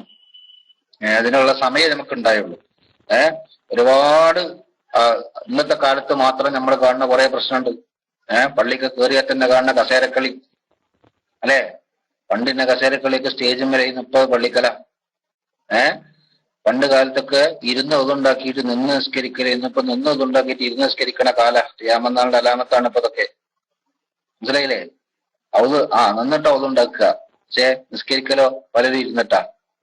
പണ്ടത്തെ പള്ളിക്ക് ചെന്ന് നോക്കിയാല് ഇരിക്കാനുള്ള ഹൗദ ഉണ്ടാകുക, ഇരുന്നിട്ട് ഒതുണ്ടാക്കുക. ഒതുണ്ടാക്കുമ്പോഴുള്ള അതബ് നിൽക്കുന്നതിനേക്കാൾ നല്ലത് ഇരിക്കലാണ്. അപ്പൊ അവിടെ ഇരുന്നിട്ടായിരുന്നു പണ്ട് കാലത്തൊക്കെ ഒതുണ്ടാക്കിയിരുന്നത്. ഇന്നിപ്പോ നമ്മൾ അതിന്റെ രീതിയും കാര്യമൊക്കെ നോക്കിയിട്ട് എന്താക്കി, നിന്നിട്ട് ഒതുണ്ടാക്കലാക്കി നമ്മളെ സൗകര്യം നോക്കിയിട്ട്. എന്നാലോ നിസ്കരിക്കൽ ഇരുന്നിട്ടും. എന്നിട്ട് അവിടെ തന്നെ പള്ളിക്കൽ കയറി എന്ന നിസ്കാരം തുടങ്ങുന്ന നേരത്ത് കസേര അങ്ങോട്ട് വലിച്ചിട്ട് ഇങ്ങോട്ട് വലിച്ചിട്ട് അത് എവിടെ വെക്കണം, ആര് പിന്നെ എങ്ങനെ സെഫ് ശരിയാക്കണം, സെഫിന്റെ നേരെ കസേര ഇടണോ, കസേര ബാക്കിലിടണോ, മുമ്പിൽ നിൽക്കണോ, എന്തൊക്കെ പ്രശ്നങ്ങളാ അല്ലേ? അതൊക്കെ നമ്മൾ നിരന്തരം കണ്ടുകൊണ്ടിരിക്കുന്ന പുതിയ പുതിയ പ്രശ്നങ്ങളാണ്. ഇൻഷാ അല്ലാഹ് അത്തരം കാര്യങ്ങളൊക്കെ നമുക്ക് വരുന്ന ഒന്ന് രണ്ട് ദിവസങ്ങളിൽ നമുക്ക് ചർച്ച ചെയ്യാൻ സാധിച്ചത്. അപ്പോ ഫിർദൌസ് എന്ന ഐഡിയിൽ നിന്ന് ചോദ്യം ചോദിക്കാൻ വേണ്ടി അദ്ദേഹം പൈസ ചെയ്തിരുന്നു. അതുകൊണ്ട് ആകെ 6-7 മിനിറ്റ് മാത്രമേ ബാക്കിയുള്ളൂ. അതുകൊണ്ട് ചോദ്യകർത്താക്കൾക്ക് കൊടുക്കുകയാണ് ഈ സമയം. ഇൻഷാ അല്ലാഹ് 6 മണിക്ക് ബഹുമാനപ്പെട്ട സയ്യിദി ഉസ്താദിന്റെ ക്ലാസ് തുടങ്ങും. ഉസ്താദ് എത്തിയിട്ടുണ്ട്. അതുവരെ നമുക്ക് ചോദ്യങ്ങൾ ഉണ്ടെങ്കിൽ ആ ചോദ്യവും മറുപടിയായിട്ട് മുന്നോട്ട് പോകാം. നമ്മള് മൈക്കിൽ ചോദ്യകർത്താക്കളെ മൈക്കിലേക്ക് ക്ഷണിച്ചുകൊണ്ട് തൽക്കാലം മൈക്ക് പോകുന്നു. അസ്സലാമു അലൈക്കും വറഹ്മത്തുള്ളാഹി വബറകാതുഹു. അതെ, എന്റെ സംശയം തക്ബീറത്തുൽ ഇഹ്റാമുമായി ബന്ധപ്പെട്ടല്ല. തക്ബീറത്തുൽ ഇഹ്റാം കിട്ടി ഫാത്തിഹ ഓതി സൂറത്ത് ഓതിയിട്ട് ചിലപ്പോൾ നമ്മള് ചില സുന്നത്ത് നമസ്കാരങ്ങളിലൊക്കെ പ്രത്യേകമാകപ്പെട്ട സൂറത്തുകൾ ഓതാൻ സുന്നത്തുണ്ടല്ലോ. അതായത് ദുഹാ നമസ്കാരത്തില് പ്രശംസയും അതുപോലെ വല്ലുഹായി ഓതേണ്ടതുണ്ട്. അപ്പൊ നമ്മൾ ചിലപ്പോ മറന്നിട്ട് കുൽഹുവ ഓതി തീർന്നിട്ട് ആ സൂറത്ത് ഓടിയിട്ട് ചിലപ്പോൾ കൈ അയച്ചു പോകും. തക്ബീർ എഴുതിയിട്ടുണ്ടാവത്തില്ല. അതായത് ഖിയാമിൽ റുക്കൂയിലേക്ക് പോകുന്നതിന് വേണ്ടിയിട്ട് കൈ പെട്ടെന്ന് കൈ കെട്ടിയിരിക്കുന്നത് അയച്ചിട്ടുണ്ടാവും ചിലപ്പോ സൂറത്ത് ഇഖ്ലാസ് ഓതിയ ഉടനെ. പിന്നെ എനിക്ക് ഓർക്കുന്നത് ഇന്ന സൂറത്ത് ഓതണം എന്നുള്ളത്. അപ്പൊ അങ്ങനെയാണെങ്കിൽ കൈ വീണ്ടും മടക്കി കെട്ടിയിട്ടാണോ ഓതേണ്ടത്? ഇങ്ങനെ കൈ അയച്ച നിലയിൽ തന്നെ ഓതിയാൽ മതിയോ? ആ സൂറത്ത് മടക്കി ഓതിയാൽ മതിയോ എന്നാണ് എന്റെ സംശയം. അസ്സലാമു അലൈക്കും.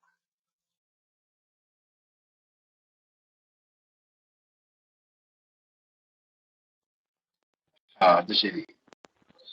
പിന്നെ ഒരു സൂറത്ത് ഇന്ന സൂറത്ത് ഓതലാണ് നല്ലത് എന്ന് നിർദ്ദേശമുള്ള ഒരു നിസ്കാരത്തിൽ നമുക്ക് ആ സൂറത്ത് തന്നെ ഓതാൻ ശ്രമിക്കാം. അഥവാ നമ്മൾ മറന്ന് മറ്റൊരു സൂറത്ത് ഓതി റുക്കൂയിലേക്ക് പോകുന്നതിന് മുമ്പ് തന്നെ ആ സൂറത്ത് അല്ലായിരുന്നു ഓതേണ്ടിയിരുന്നത്, ഇന്ന സൂറത്തായിരുന്നല്ലോ എന്ന് നമുക്ക് ഓർമ്മ വന്നാൽ നമുക്ക് ആ സുന്നത്തുള്ള സൂറത്ത് തന്നെ അവിടെ ഓതാവുന്നതാണ്. അതിന് കൈ അയക്കണ്ടല്ലോ, കൈ അയക്കണ്ട. അഥവാ അഴിച്ചു പോയാൽ നമുക്ക് കൈ അവിടെ തന്നെ കെട്ടാം, അതിനും കുഴപ്പമില്ല. നമ്മൾ റുക്കൂക്ക് പോകണം എന്ന് വെച്ചിട്ട് കൈ അഴിച്ചു പോയി നിൽക്കട്ടെ. അവിടെയുണ്ട് നമ്മളൊന്ന് ശ്രദ്ധിക്കാൻ. ചിലപ്പോ ചില ആൾക്കാരുണ്ട് റുക്കൂക്ക് പോകണല്ലോ എന്ന് വെച്ചിട്ട് കൈ നേരത്തെ തന്നെ അയച്ചെക്കുന്ന ആൾക്കാർ. ഇങ്ങനത്തെ ആൾക്കാർ ഇനി മൂത്രം അയക്കണല്ലോ എന്ന് വെച്ചിട്ടാണ് നേരത്തെ തന്നെ തുണി അയക്കഴിഞ്ഞാൽ മതി എന്നാണ് ഇപ്പൊ എനിക്ക് തോന്നുന്നത്. അങ്ങനെ ഉണ്ടാവും ചിലപ്പോഴേ. ഏത് കുറച്ച് കഴിഞ്ഞാൽ റുക്കൂക്ക് പോകണല്ലോ എന്ന് ആലോചിച്ചിട്ട് എന്താക്കും, സൂറത്ത് കഴിയണതിന്റെ മുമ്പ് തന്നെ കൈ അയച്ചെക്കുന്ന ചില ആൾക്കാരുണ്ട്. കൈ അയക്കലപ്പോഴാ റുക്കൂക്ക് പോകുമ്പോഴാണ് കൈ പൊക്കല് സുന്നത്ത്. അപ്പോഴേ കൈ അയക്കണ്ടുള്ളൂ, അതിന്റെ മുന്നേ അയക്കേ വേണ്ട. നമ്മുടെ ചോദ്യകർത്താവ് ചോദിച്ചത് റുക്കൂയിലേക്ക് പോകാൻ ഇങ്ങനെ ഒരുങ്ങി കൈ അയച്ചു എന്നായിരിക്കും. പക്ഷെ റുക്കൂക്ക് പോയില്ല. റുക്കൂയിലേക്ക് പോകാൻ വേണ്ടി കുനിഞ്ഞ് അക്കല്ലു റുക്കൂഴിന്റെ പരിധിയിൽ എത്തിക്കഴിഞ്ഞാൽ പിന്നെ തിരിച്ചു പോരാൻ പാടില്ല. അത് വേറെ കാര്യം. അതേ സ്ഥാനത്ത് കുനിഞ്ഞിട്ടേ ഇല്ല, കൈ അയച്ച് പോകാൻ ഒരുങ്ങിയിട്ടേ ഉള്ളൂ. എന്നാൽ പിന്നെ അയാൾക്ക് ആ സൂറത്ത് തന്നെ അവിടെ നിഷ്കർഷിക്കപ്പെട്ട സൂറത്ത് ഓതാം. ആ സൂറത്ത് ഓതുമ്പോൾ അദ്ദേഹത്തിന് കൈ കെട്ടി തന്നെ ഓതാം. ആ അയച്ച കൈ രണ്ടാമത് കെട്ടാലോ. തുടർച്ചയായി 3 അനക്കമില്ലാത്ത രീതിയിലാണെങ്കിൽ ആ അയച്ച കൈ എന്താക്കാം, രണ്ടാമത് കെട്ടാം. അതിന് കുഴപ്പമില്ല, കെട്ടിയിട്ട് തന്നെ ഓതലാണ് നല്ലത്. ഓക്കെ.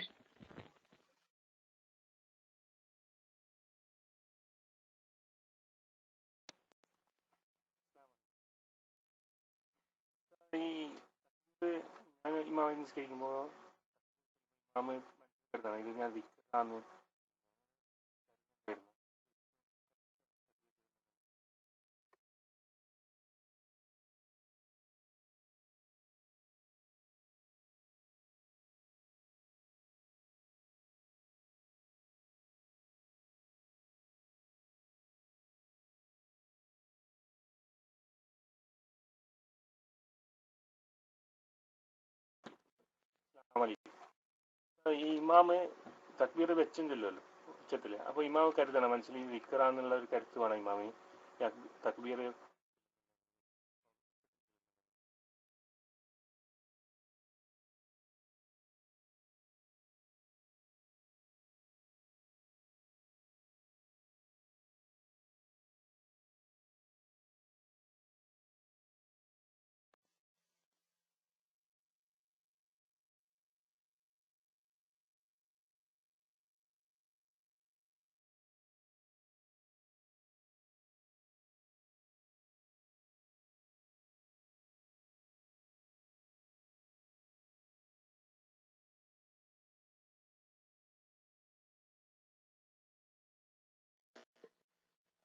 അസ്സലാമു അലൈക്കും. ഉസ്താദ് കേൾക്കുന്നുണ്ടോ? ഉസ്താദ് എനിക്ക് കേൾക്കാനുള്ളത് നമ്മള് പിന്നെ റുക്കു കഴിഞ്ഞിട്ട് ഇത്തിദാലിലേക്ക് വന്നതിന് ശേഷം പിന്നെ ചില ആളുകൾ രണ്ടാമതൊരു കൈകെട്ടുണ്ട്. ഒരു ഫുള്ള് കെട്ടലല്ല, ഒരു വയറിന് മുകളിൽ ചെറുതായിട്ടൊരു കെട്ടിട്ടുണ്ട്. അപ്പൊ ഇങ്ങനെയാണ് നമ്മൾ കൈ തൂക്കിയിട്ടുള്ള സാധാരണ പതിവ്. ഇവിടെ സൗദിയിലൊക്കെ കാണാറുണ്ട്. അപ്പൊ എന്താ ഇതിന്റെ ഇതെന്ന് പറഞ്ഞു തരണം. ഓക്കെ, അസ്സലാമു അലൈക്കും.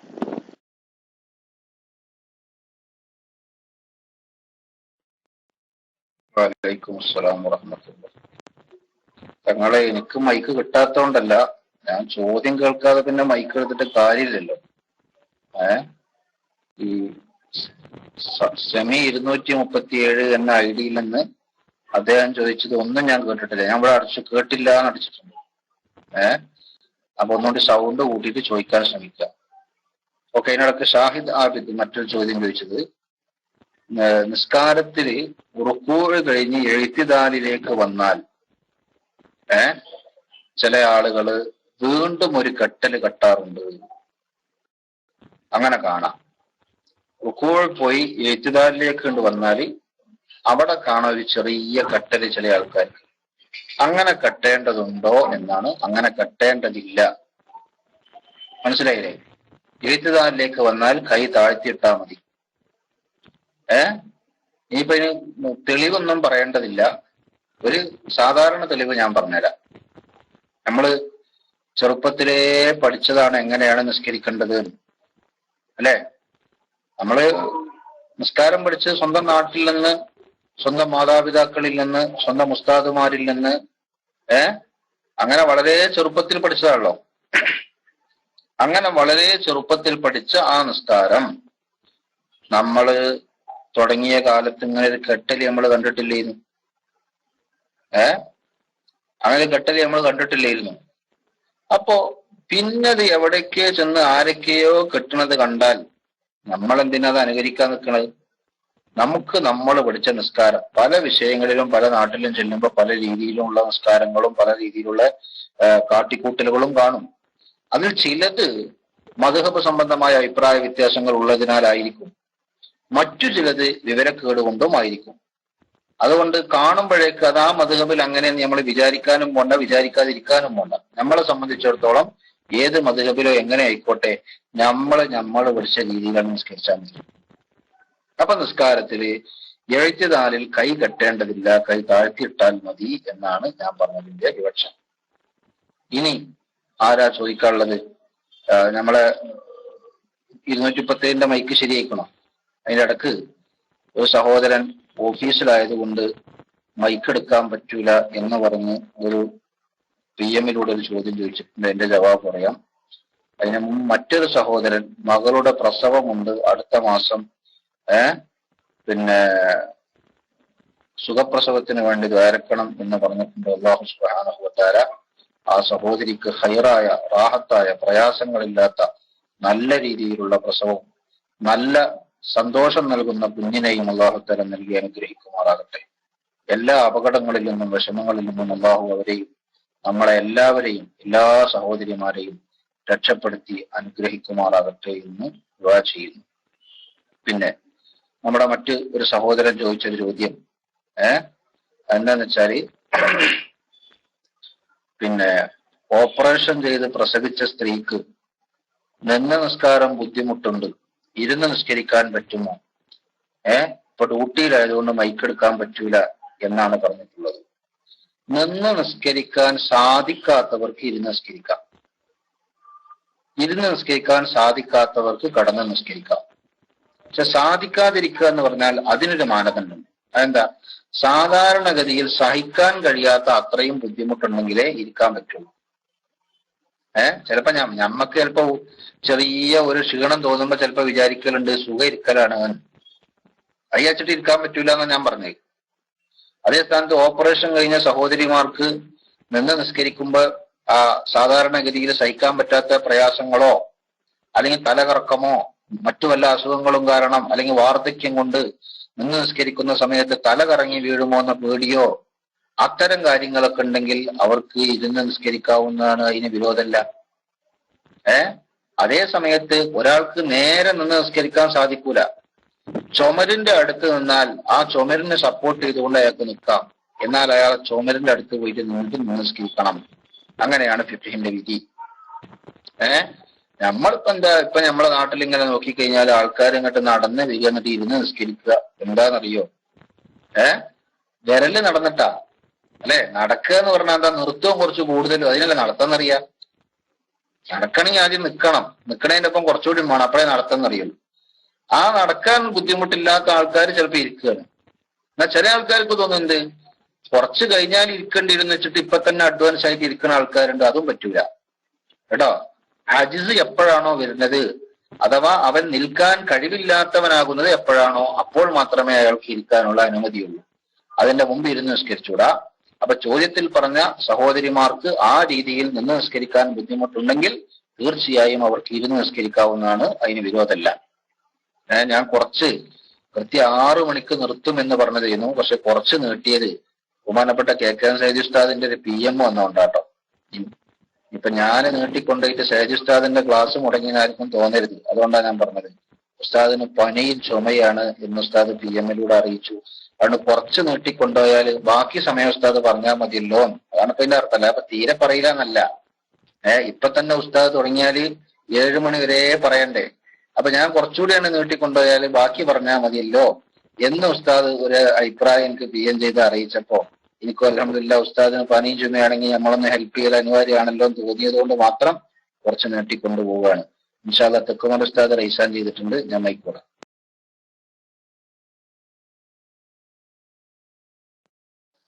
അസ്സലാമു അലൈക്കും ഉസ്താദെ, ഒരു സുഹൃത്തിന്റെ ചോദ്യമാണ്. അദ്ദേഹത്തിന്റെ ഭാര്യ വീണ് അത് വണ്ടി വന്ന് ഇടിച്ചതാണ്. കാല് അരക്കുന്ന് താഴ്ഭാഗം വരെ പ്ലാസ്റ്റർ ഇട്ടിട്ടുണ്ട്. അത് 3 ആഴ്ചത്തെ ഡോക്ടർ ഇടാൻ വേണ്ടി പറഞ്ഞാണ് മെഡിക്കൽ കോളേജിൽ നിന്ന് തോന്നുന്നു. അപ്പൊ ആ ചെറുപ്പക്കാരന്റെ സംശയം, പിന്നെ അതിന്റെ ഇടയിൽ മെൻസസ് പീരീഡ് വന്നിട്ടുണ്ട്. അത് 7 ദിവസം കഴിഞ്ഞപ്പോൾ തീരും ചെയ്തു. അപ്പൊ ഇവള് എങ്ങനെയാണ് തയമം ചെയ്യേണ്ടത്? പിന്നെ നിസ്കരിക്കാനും തയമം ചെയ്യണം. പിന്നെ ഈ വലിയ ശുദ്ധി ഉയർത്തി കഴിഞ്ഞാൽ പിന്നെ എല്ലാ ഭക്തനും ഉളു കൊടുക്കണല്ലോ, അതിന് തയമം ചെയ്യണല്ലോ. അപ്പൊ ഈ കാലിന് ഞെരിയാണി ഉൾപ്പെടെ പ്ലാസ്റ്റർ ഇട്ടിട്ടുണ്ട്. അപ്പൊ അതുകൊണ്ട് പിന്നെ ഉളുവിന്റെ അവയവത്തിലുണ്ട്. അപ്പൊ അതുകൊണ്ട് ആ വലിയ അശുദ്ധികം എങ്ങനെ ഉയർത്തും? അത് തന്നെ ഉയർത്തി കഴിഞ്ഞാൽ അത് മടക്കേണ്ടതുണ്ടോ? ചെറിയ അശുദ്ധിക്കും വേണ്ടി എങ്ങനെ ചെയ്യണം? അതും പിന്നെ നിസ്കാരം വീണ്ടും മടക്കേണ്ടതുണ്ട് എന്നൊരു സംശയം ഒരു ചെറുപ്പക്കാരൻ ചോദിച്ചിട്ടുണ്ട്. അദ്ദേഹത്തിന് അത് കമ്പ്യൂട്ടർ ഏതായാലും ഇല്ല, മൊബൈൽ ഉണ്ടോ എന്ന് എനിക്കറിയില്ല. ഉസ്താദ് ഒന്ന് വിശദീകരിച്ചാലും. മൈക്ക് വിട്ടു.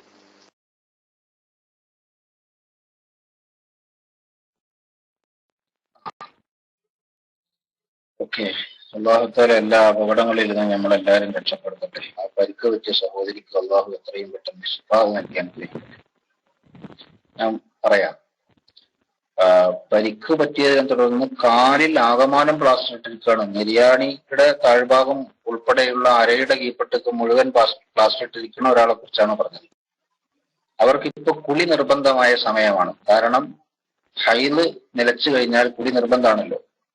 അപ്പൊ നിർബന്ധമായ കുളി ചെയ്യുന്നതിന് അവർക്ക് തടസ്സമുണ്ട്. അപ്പൊ ശരീരത്തിൽ നിന്ന് തടസ്സമില്ലാത്ത ഭാഗം കഴുകണം. തടസ്സമില്ലാത്ത ഭാഗം കഴുകുക.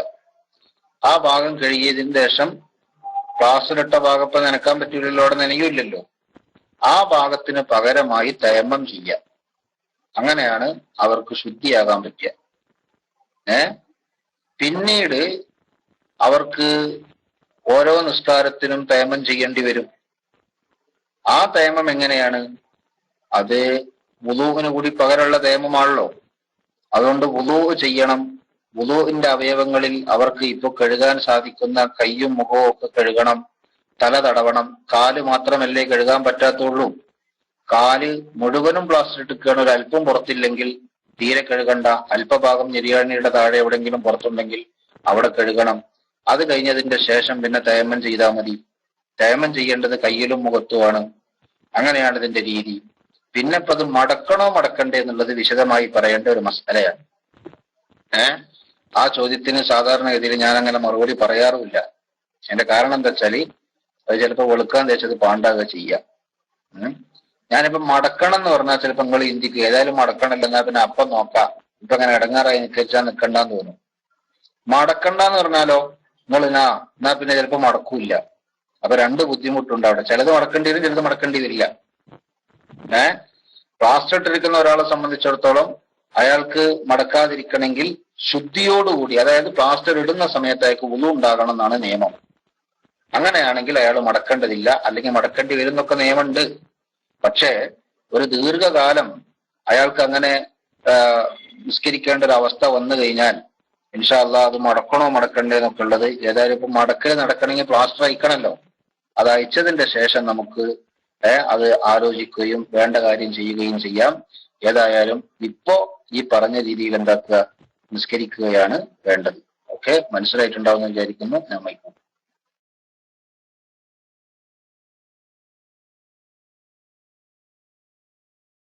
ഹലോ, അസ്സലാമു അലൈക്കും വറഹ്മത്തുള്ളാഹി വബറകാതുഹു.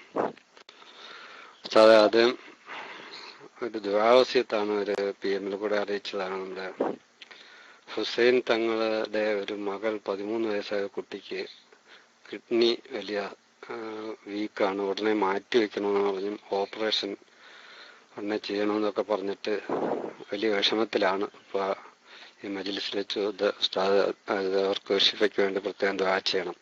പിന്നെ എൻ്റെ ഒരു സംശയം കൂടെ ചോദിക്കാം. നമ്മുടെ വുളു എടുക്കുമ്പോൾ 3 പ്രാവശ്യത്തിൽ കൂടുതൽ കഴുകാൻ പാടില്ല എന്നാണ്. അപ്പോൾ ഒരു വേറെ എന്തെങ്കിലും ചിന്തയിൽ നിൽക്കുന്ന, അപ്പോൾ 2-3 പ്രാവശ്യം കഴുകി അപ്പോഴാണ് വുളുവിൻ്റെ നീയത്തോടു കൂടി കഴുകണം എന്നുള്ള ആ ചിന്ത മനസ്സിൽ വരുന്നത്. അപ്പോൾ അങ്ങനെ വീണ്ടും മടക്കി കഴുകേണ്ടതുണ്ടോ? അത് ആദ്യം 3 പ്രാവശ്യം കഴുകിയതിൽ അധികരിപ്പിക്കുന്നത് കൊണ്ട് തെറ്റ് ഉള്ളത് കൊണ്ട് കൂട്ടണ്ടേ എന്നാണ് ചോദിക്കുന്നത്. ശ്രമം.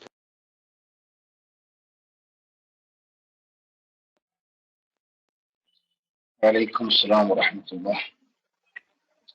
3 വട്ടം കഴുകുമ്പോ വുളുവിന്റെ നിയ്യത്തോടു കൂടി കഴുകുക എന്ന് പറഞ്ഞല്ലോ. അത് വുളുവിന്റെ നിയ്യത്ത് വുളു ചെയ്യുമ്പോ മുഖം കഴുകുന്നതിന്റെ തുടക്കത്തിലാണ് നിർബന്ധമായും ഉണ്ടാകേണ്ട നിയ്യത്ത്. അങ്ങനെ വുളു തുടങ്ങിക്കഴിഞ്ഞാൽ പിന്നെ സുന്നത്തിന്റെ പ്രതിഫലം കിട്ടാൻ വേറെ ഒരു നിയ്യത്തിന്റെ ആവശ്യമില്ല. മനസ്സിലായില്ലേ? അതേ സമയത്ത് മുഖം കഴുകുക എന്ന സുന്നത്തിന്റെ മുമ്പുള്ള 2-3 സുന്നത്തുകളുണ്ട്. ഏതാണത്? പിന്നെ 2-3 സുന്നത്തുകൾ കണക്കൂട്ടിയ വേറെയും കുറെ ഉണ്ടാവും. ബിസ്മി എല്ലലും, അതുപോലെ ചില ദിക്ർ എല്ലലും, മുൻകൈ കഴുകലും, വായിൽ വെള്ളം കൊപ്പിളിക്കലും, മൂക്കിൽ വെള്ളം കയറ്റി ചുറ്റിലും, മിസ്വാക്ക് ചെയ്യലും, അതൊക്കെ മുഖം കഴുകുന്നതിന് മുമ്പുള്ള സുന്നത്തുകളാണ്. അങ്ങനെയുള്ളൊരു സുന്നത്ത് നമ്മളാണ്ട് പോയിട്ട് മുഖം കഴുകുമ്പോഴുള്ള നെയ്യത്തെക്കണം, അതിന് മുമ്പ് നെയ്യത്തെക്കണില്ലല്ലോ. അത് വെറുതെ ചെയ്ത് കഴിഞ്ഞാൽ ആ സുന്നത്തിനൊന്നും കൂലി കിട്ടൂല. അതിന് അപ്പൊ ഒരു നെയ്യത്ത് വേണം. അതുകൊണ്ട് ആലിമീങ്ങൾ പറഞ്ഞിട്ടുള്ളത്, കർമ്മശാസ്ത്ര പണ്ഡിതന്മാർ പറയുന്നത്, ഏറ്റവും അഭികാമ്യമായ രീതി വുളൂവിന്റെ തുടക്കം അഥവാ മുൻകൈ കഴുകി തുടങ്ങുമ്പോൾ തന്നെ വുളൂവിന്റെ സുന്നത്ത് ചെയ്യുന്നു എന്ന് നിയ്യത്ത് വെക്കുകയും മുഖം കഴുകുന്ന സമയത്ത് വുളൂവിന്റെ ഫർദിനെ കരുതുകയും ചെയ്യുകയാണ് വേണ്ടത്. അങ്ങനെ ആകുമ്പോ ഏറ്റവും നല്ല രീതി അതാണെന്ന് പറഞ്ഞിട്ടുണ്ട്. അതേസമയത്ത് മുഖം കഴുകി നിയ്യത്തൊക്കെ വെച്ച് മുഖം കഴുകി തുടങ്ങിയാൽ പിന്നെ 3 വട്ടം കഴുകാൻ നമുക്ക് എന്തിന്റെ ആവശ്യമില്ല, വേറെ നിയ്യത്തിന്റെ ആവശ്യമൊന്നുമില്ല. അത് നമ്മൾ ആ നിയ്യത്ത് ഉണ്ടായിട്ട് കഴുകിയാലും ഇല്ലാതെ കഴുകിയാലും അവിടെ കൈ 3 തവണ ആവർത്തിച്ച് കഴുകിയതിന്റെ കൂലി കിട്ടും. അപ്പൊ പിന്നെ എന്ത് വേണ്ട, തീർച്ചയായിട്ടും രണ്ടാമത് ഈ പറഞ്ഞ നിയ്യത്ത് വിട്ടുപോയല്ലോ എന്നതിന്റെ പേരിൽ രണ്ടാമത് എന്താക്കണ്ട. അങ്ങനെ മുഖം കഴുകുമ്പോൾ നിയ്യത്ത് വെച്ചില്ല, അങ്ങനെയാണ് പ്രശ്നം. അപ്പൊ തീർച്ചയായിട്ടും അത് മടക്കണം. മുഖം കഴുകുമ്പോൾ നെയ്യത്ത് വെച്ചിട്ടില്ലെങ്കിൽ തീർച്ചയായിട്ടും എന്താക്കണം, മുഖം കഴുകലിനെ മടക്കണം. മടക്കി കഴിഞ്ഞാൽ 1 വട്ടല്ലേ ആകുള്ളൂ. 3 വട്ടം ആകുന്നതിന്റെ കൂലി കിട്ടാൻ വേണ്ടി അതിനെ 2 വട്ടം കൂടി കഴുകിയിട്ട് 3 വട്ടം ആക്കുകയും ചെയ്യണം. ഓക്കെ.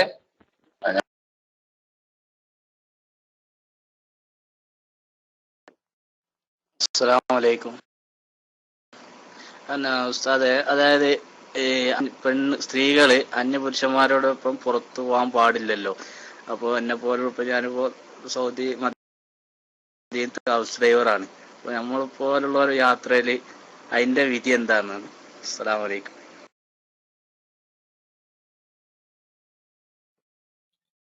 വലൈക്കും അസ്സലാം വറഹ്മത്തുള്ളാഹി. അത് വല്ലാത്തൊരു ചോദ്യം.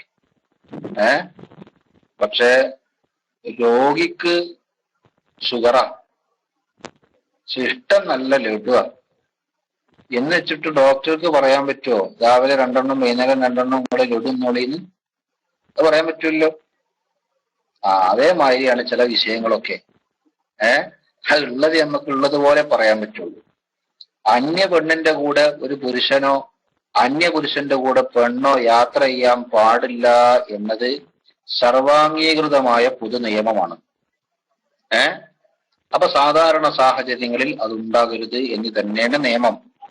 പക്ഷെ എന്തുകൊണ്ടോന്നറിയില്ല, നമ്മുടെ അറബ് രാജ്യങ്ങളിൽ ഇന്ന് വളരെ വ്യാപകമാണ് അന്യ പുരുഷന്മാരെ ഡ്രൈവർമാരായി നിർത്തുകയും സ്ത്രീകളെ അവരുടെ കൂടെ പറഞ്ഞയക്കുകയും ചെയ്യുന്നത്.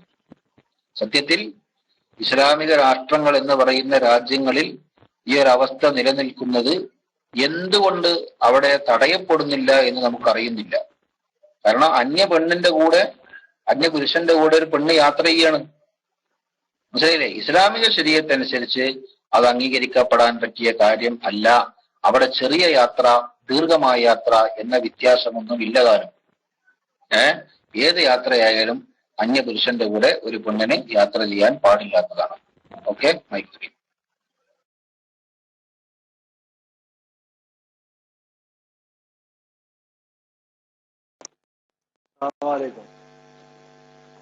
ഞാൻ ചോദിക്കുന്നത്, നമ്മൾ ഒളു എടുക്കുമ്പോഴൊക്കെ 3 പ്രാവശ്യം സുന്നത്താണല്ലോ എല്ലാ കാര്യം. ഇന്ന് വ്യാപകമായിട്ട് പൈപ്പിൽ നിന്നാണ് ഒളു ഉണ്ടാക്കുക. അപ്പോ അത് എങ്ങനെയാണ്? പലപ്പോഴും കാലൊക്കെ കഴുകുന്നിടത്ത്, ഇനി മുഖം കഴുകുന്നിടത്തും മറ്റുള്ളിടത്തൊക്കെ 3 ചെയ്താലും കാല് കഴുകുമ്പോൾ ഒരൊറ്റ കൈകൾ കഴുകിയിട്ടാണ് പോവുക ചെയ്യുക. ഇവിടെ പ്രായോഗികമായിട്ട് എങ്ങനെയാണ് ഈ 3 പ്രാവശ്യം കൊണ്ടുവരാൻ കഴിയുക? അതൊന്ന് പറഞ്ഞു തന്നാൽ ഉപകാരമായിരുന്നു. അസ്സലാമു അലൈക്കും.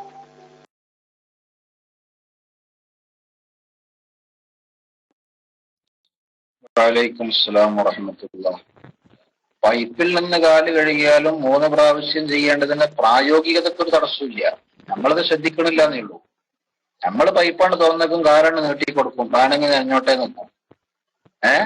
അപ്പൊ പിന്നെ അതുകൊണ്ട് ഒരു വട്ടമുള്ള നനച്ചിലേ കിട്ടുള്ളൂ. അതേ സമയത്ത് സുന്നത്ത് കിട്ടണമെങ്കിൽ ആ കാല് നനയ്ക്കുകയും അത് ഉരക്കുകയും കഴുകുകയും എല്ലാം ചെയ്യണം. അപ്പൊ നമുക്ക് 3 തവണയായി ആ കാല് നനച്ചാൽ 3 തവണ കിട്ടും. ഒറ്റത്തവണയാണ് നനച്ചാലോ 1 തവണയും കിട്ടും. അത് ശ്രദ്ധിക്കേണ്ടതേ ഉള്ളൂ.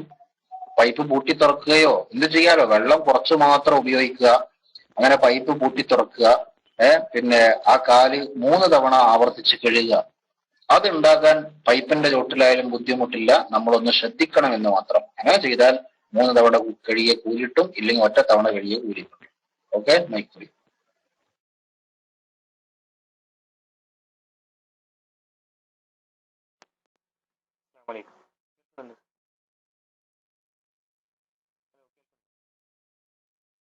ഈ ഇമാം പോക്ക് വരുന്ന തക്ബീറില്ലേ, അത് ഉച്ചത്തിൽ ചെല്ലുമ്പോൾ അയാൾക്ക് മനസ്സിൽ നിയത്ത് വേണം, ഇത് ദിക്റാന്നുള്ള ഒരു നിയത്ത് വേണമെന്നുണ്ടോ ഉസ്താദേ?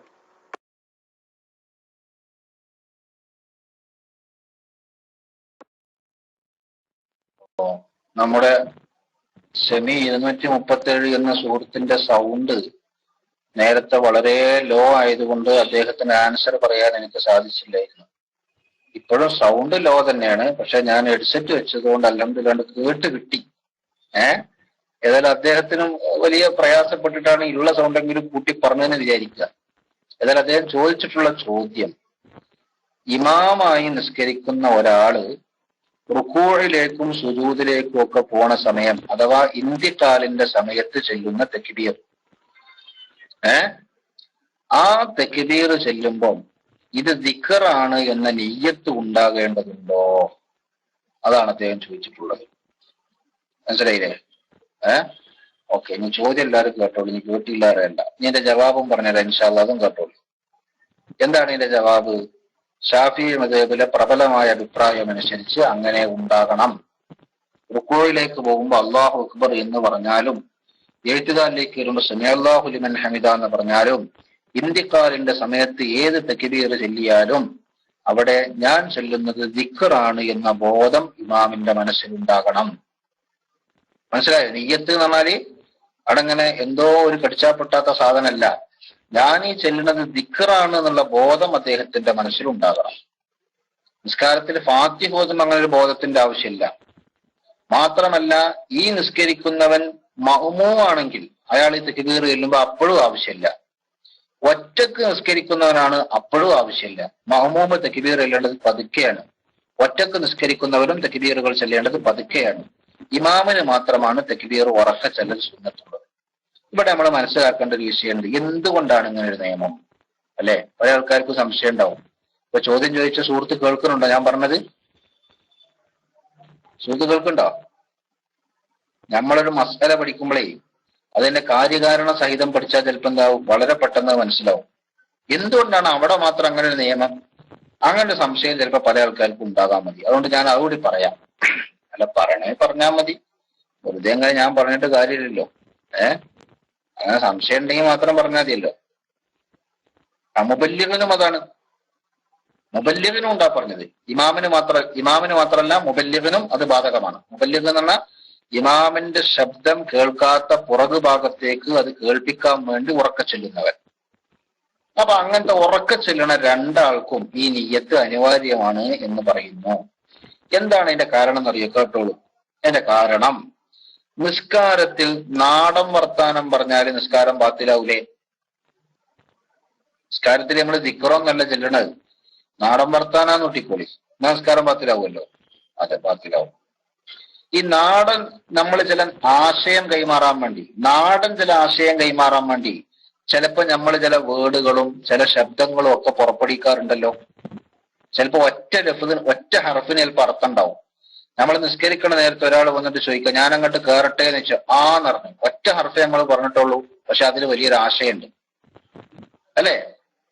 അപ്പൊ നമ്മുടെ ഭാഷയും പ്രയോഗവും ഏതായാലും നമ്മൾ പറയുന്ന പദത്തിന് ഒരാശയം ഉണ്ടായിരിക്കും. നമ്മുടെ സെന്റൻസിന് ഒരു ആശയം ഉണ്ടാവും. ഇവിടെ നിസ്കരിക്കുന്ന വ്യക്തി ഇമാമായിരിക്കെ അദ്ദേഹം ഉറക്കെ അല്ലാഹു അക്ബർ എന്ന് പറയുമ്പോ അല്ലാഹു അക്ബറിന്റെ സാധാരണ അർത്ഥം അള്ളാഹുവിനെ വാഴ്ത്തുന്ന ഒരു ദിക്റാണത്. എന്നാൽ റുക്കൂയിലേക്ക് പോകുന്ന ഇമാമ് അല്ലാഹു അക്ബർ എന്ന് ചെല്ലുമ്പോൾ ആ അല്ലാഹു അക്ബറിന് രണ്ടർത്ഥ സാധ്യതയുണ്ട്. നിങ്ങൾക്ക് മനസ്സിലാണ്ട് ഞാൻ പറഞ്ഞത്? ഒരർത്ഥം എന്താ? അത് അള്ളാഹുവിനെ വാഴ്ത്തുന്ന ദിക്ർ തന്നെ അതിന്റെ സാധാരണ അർത്ഥം. രണ്ടാമത്തെ അർത്ഥം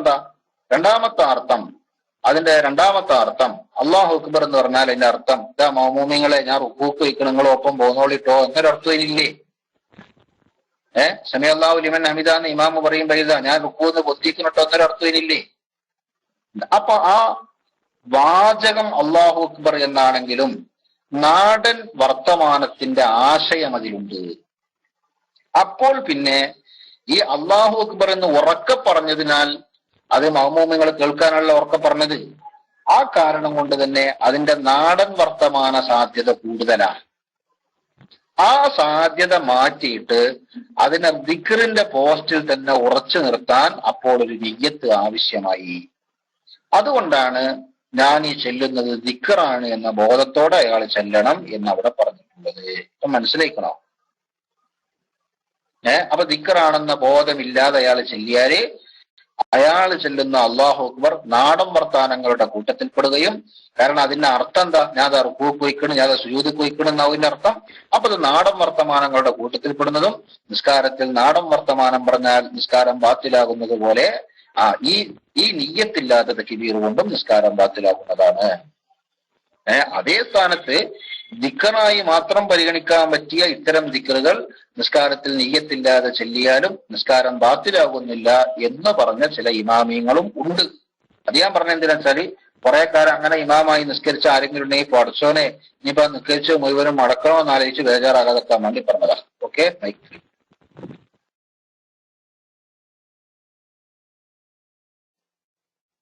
അസ്സലാമു അലൈക്കും വറഹ്മത്തുള്ളാഹി തആല വബറകാതുഹു.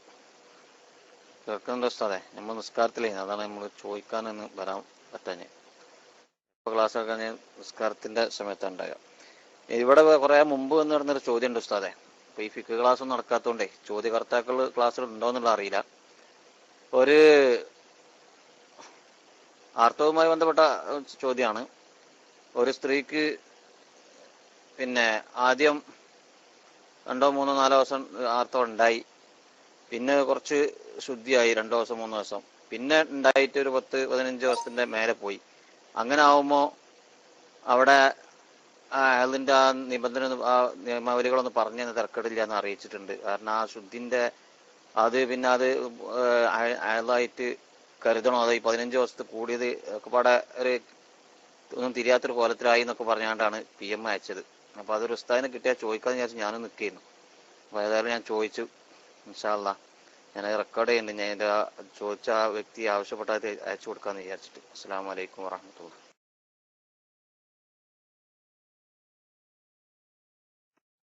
വലൈക്കും അസ്സലാം വറഹ്മത്തുള്ളാഹി.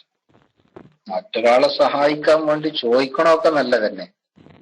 പക്ഷേ ഇങ്ങനൊരു ചോദ്യം വന്നാല് അതിന് ആൻസർ പറയണമെങ്കിൽ ഈ ചോദ്യം ചോദിച്ച ആളോട് തന്നെ ചിലപ്പോ നമുക്ക് കുറെ ചോദ്യങ്ങൾ അങ്ങോട്ട് ചോദിക്കാനുണ്ടാവും. മനസ്സിലായില്ലേ? അതാണ് ഇപ്പൊ അതിന്റെ ബുദ്ധിമുട്ട്. കാരണം ഇതിന് ശരിക്കൊരു മസ്അല പറയണമെങ്കിൽ, അതിന്റെ നിയമം പറയണമെങ്കിൽ ആദ്യമായിട്ട് അർത്ഥം ഉണ്ടാകുകയാണോ അതല്ല മുമ്പ് ഉണ്ടായിക്കണോ നോക്കണം. മുമ്പ് ഉണ്ടായിക്കണമെങ്കിൽ അതിന്റെ സമയവും അതുപോലെ തന്നെ അളവും, അതായത് എത്ര ദിവസങ്ങളാണ് ഉണ്ടാകല്, ഏത് സമയത്താണ് ഉണ്ടാകല്, അത് പരിശോധിക്കണം. അതിന്റെ പുറമെ ഇപ്പോൾ ഉണ്ടായ ഈ ആദ്യത്തെ 4 ദിവസവും പിന്നെ രണ്ടാമത് 15 ദിവസത്തേക്കാൾ ഏറെ ഉണ്ടായി എന്ന് പറഞ്ഞില്ലേ, 3 ദിവസം കഴിഞ്ഞ് പിന്നെ ഉണ്ടായത്, അങ്ങനെ ഉണ്ടായതും തമ്മിലുള്ള ആ 2 രക്തസ്രാവത്തിലെയും രക്തത്തിന് മാറ്റമുണ്ടോ എന്നും പരിശോധിക്കണം. കളറോ അങ്ങനെ വല്ല മാറ്റം ഉണ്ടോ എന്ന് പരിശോധിക്കണം. ഇതൊക്കെ പരിശോധിച്ചതിന്റെ ശേഷം മാത്രമേ അതിൽ ഏതാണ് ഹൈല് ഏതാണ് ഇസ്തിഹാദത്ത് എന്ന് നിർണയിച്ച് പറയാൻ സാധിക്കൂ. അതുകൊണ്ട് അങ്ങനത്തെ ചോദ്യമുള്ള ആൾക്കാരൊക്കെ സ്വന്തം PM ചെയ്താല് ഇൻഷാ അല്ലാഹ് നമുക്ക് ഈ കാര്യങ്ങളൊക്കെ വിശദമായി അന്വേഷിക്കാണ്ട് അവസാനം തീരുമാനം പറഞ്ഞു കൊടുക്കാം. ഇതിപ്പോ കീശേരിയും കൊടുക്കും, ഞാനും കൊടുക്കും, ചോദിച്ചോലും കൊടുക്കും. അവിടേക്കാ അതിന്റെ പോക്ക് കേട്ടോ. ഇതൊക്കെ അറിഞ്ഞെങ്കിൽ എന്താക്കാൻ പറ്റുള്ളൂ, അതിൽ കൃത്യമായൊരു മറുപടി പറയാൻ പറ്റുള്ളൂ. അഥവാ വ്യത്യാസമുണ്ടെങ്കിൽ, രക്തത്തിന്റെ നിറവും മറ്റൊക്കെ വ്യത്യാസം ഉണ്ടെങ്കിൽ, അവിടെ കൂടുതൽ കടുപ്പം തോന്നുന്ന നിറങ്ങൾ ഒന്നിച്ചു വന്നു, അത് 24 മണിക്കൂറിനേക്കാൾ കുറയാതിരിക്കുകയും 15 ദിവസത്തേക്കാൾ കൂടാതിരിക്കുകയും ചെയ്താൽ അതാണ് ഹൈല്. മനസ്സിലായില്ലേ? കടുപ്പുള്ള നിറമുള്ള ആ സമയത്ത് ഹൈല്. അത് പക്ഷെ ഈ നിബന്ധന ഒക്കണം. 1 ദിവസത്തിനേക്കാളും കുറയരുത്, 15 ദിവസത്തിനേക്കാളും കൂടരുത്. അതല്ല, അങ്ങനെ വ്യത്യാസമൊന്നുമില്ല, നേരത്തെ ഉണ്ടായ ഒരാളാണെങ്കിൽ അയാളെ സംബന്ധിച്ചിടത്തോളം ഇങ്ങനെ വ്യത്യാസം ഇല്ലെങ്കിൽ കേട്ടോ, ഈ വ്യത്യാസമല്ല എന്നാ നേരത്തെ ഉണ്ടായിട്ടുണ്ടെങ്കിൽ കഴിഞ്ഞ സമയത്തെ തൊട്ടു മുമ്പ് സമയത്ത് ഉണ്ടായ ആ ഹൈലിന്റെ അവസ്ഥ പരിഗണിച്ചുകൊണ്ട് ആ ദിവസങ്ങളിൽ ഹൈലും ബാക്കിയുള്ള ദിവസങ്ങളിൽ ഇസ്തിഹാദത്തുമാണ് എന്ന് മനസ്സിലാക്കണം. ആദ്യമായിട്ടുണ്ടാകണ ഒരാളാണെങ്കിൽ ഒരു ദിവസം, ഒരു രാവും ഒരു പകലും മാത്രമാണ് ഹൈലെന്നും ബാക്കിയുള്ളത് ഇസ്തിഹാദത്താണ് എന്നും മനസ്സിലാക്കണം. പിന്നെ ഇനി വേറൊരു കുഞ്ഞിരായും കൊടുക്കേണ്ട മസലയിൽ പറയാണ്ട് വെറുതെ ഞാൻ അതൊക്കെ പാടെ പറഞ്ഞ് കൺഫ്യൂഷൻ ആക്കണില്ല. അതുകൊണ്ട് ഈ വിഷയം ഒന്ന് കൃത്യമായി പറയാൻ പറ്റിയ ചോദ്യകർത്താവാണെങ്കിൽ ഇൻഷാ അല്ലാഹ് കൃത്യമായി തന്നെ അതിന്റെ ഹൈൽ ഏതാണ് ഇസ്തിഹാദത്ത് ഏതാണ് എന്ന് വിവരിച്ചു കൊടുക്കാൻ സാധിക്കുമായിരുന്നു. അങ്ങനെ വേണമെങ്കിൽ ആ ചോദ്യകർത്താക്കളെ എന്താക്കണം, നേരിട്ട് PM ചെയ്താൽ ഇൻഷാ അല്ലാഹ് നമുക്കത് പറയാം. ഓക്കെ, നമ്മൾക്കൂ.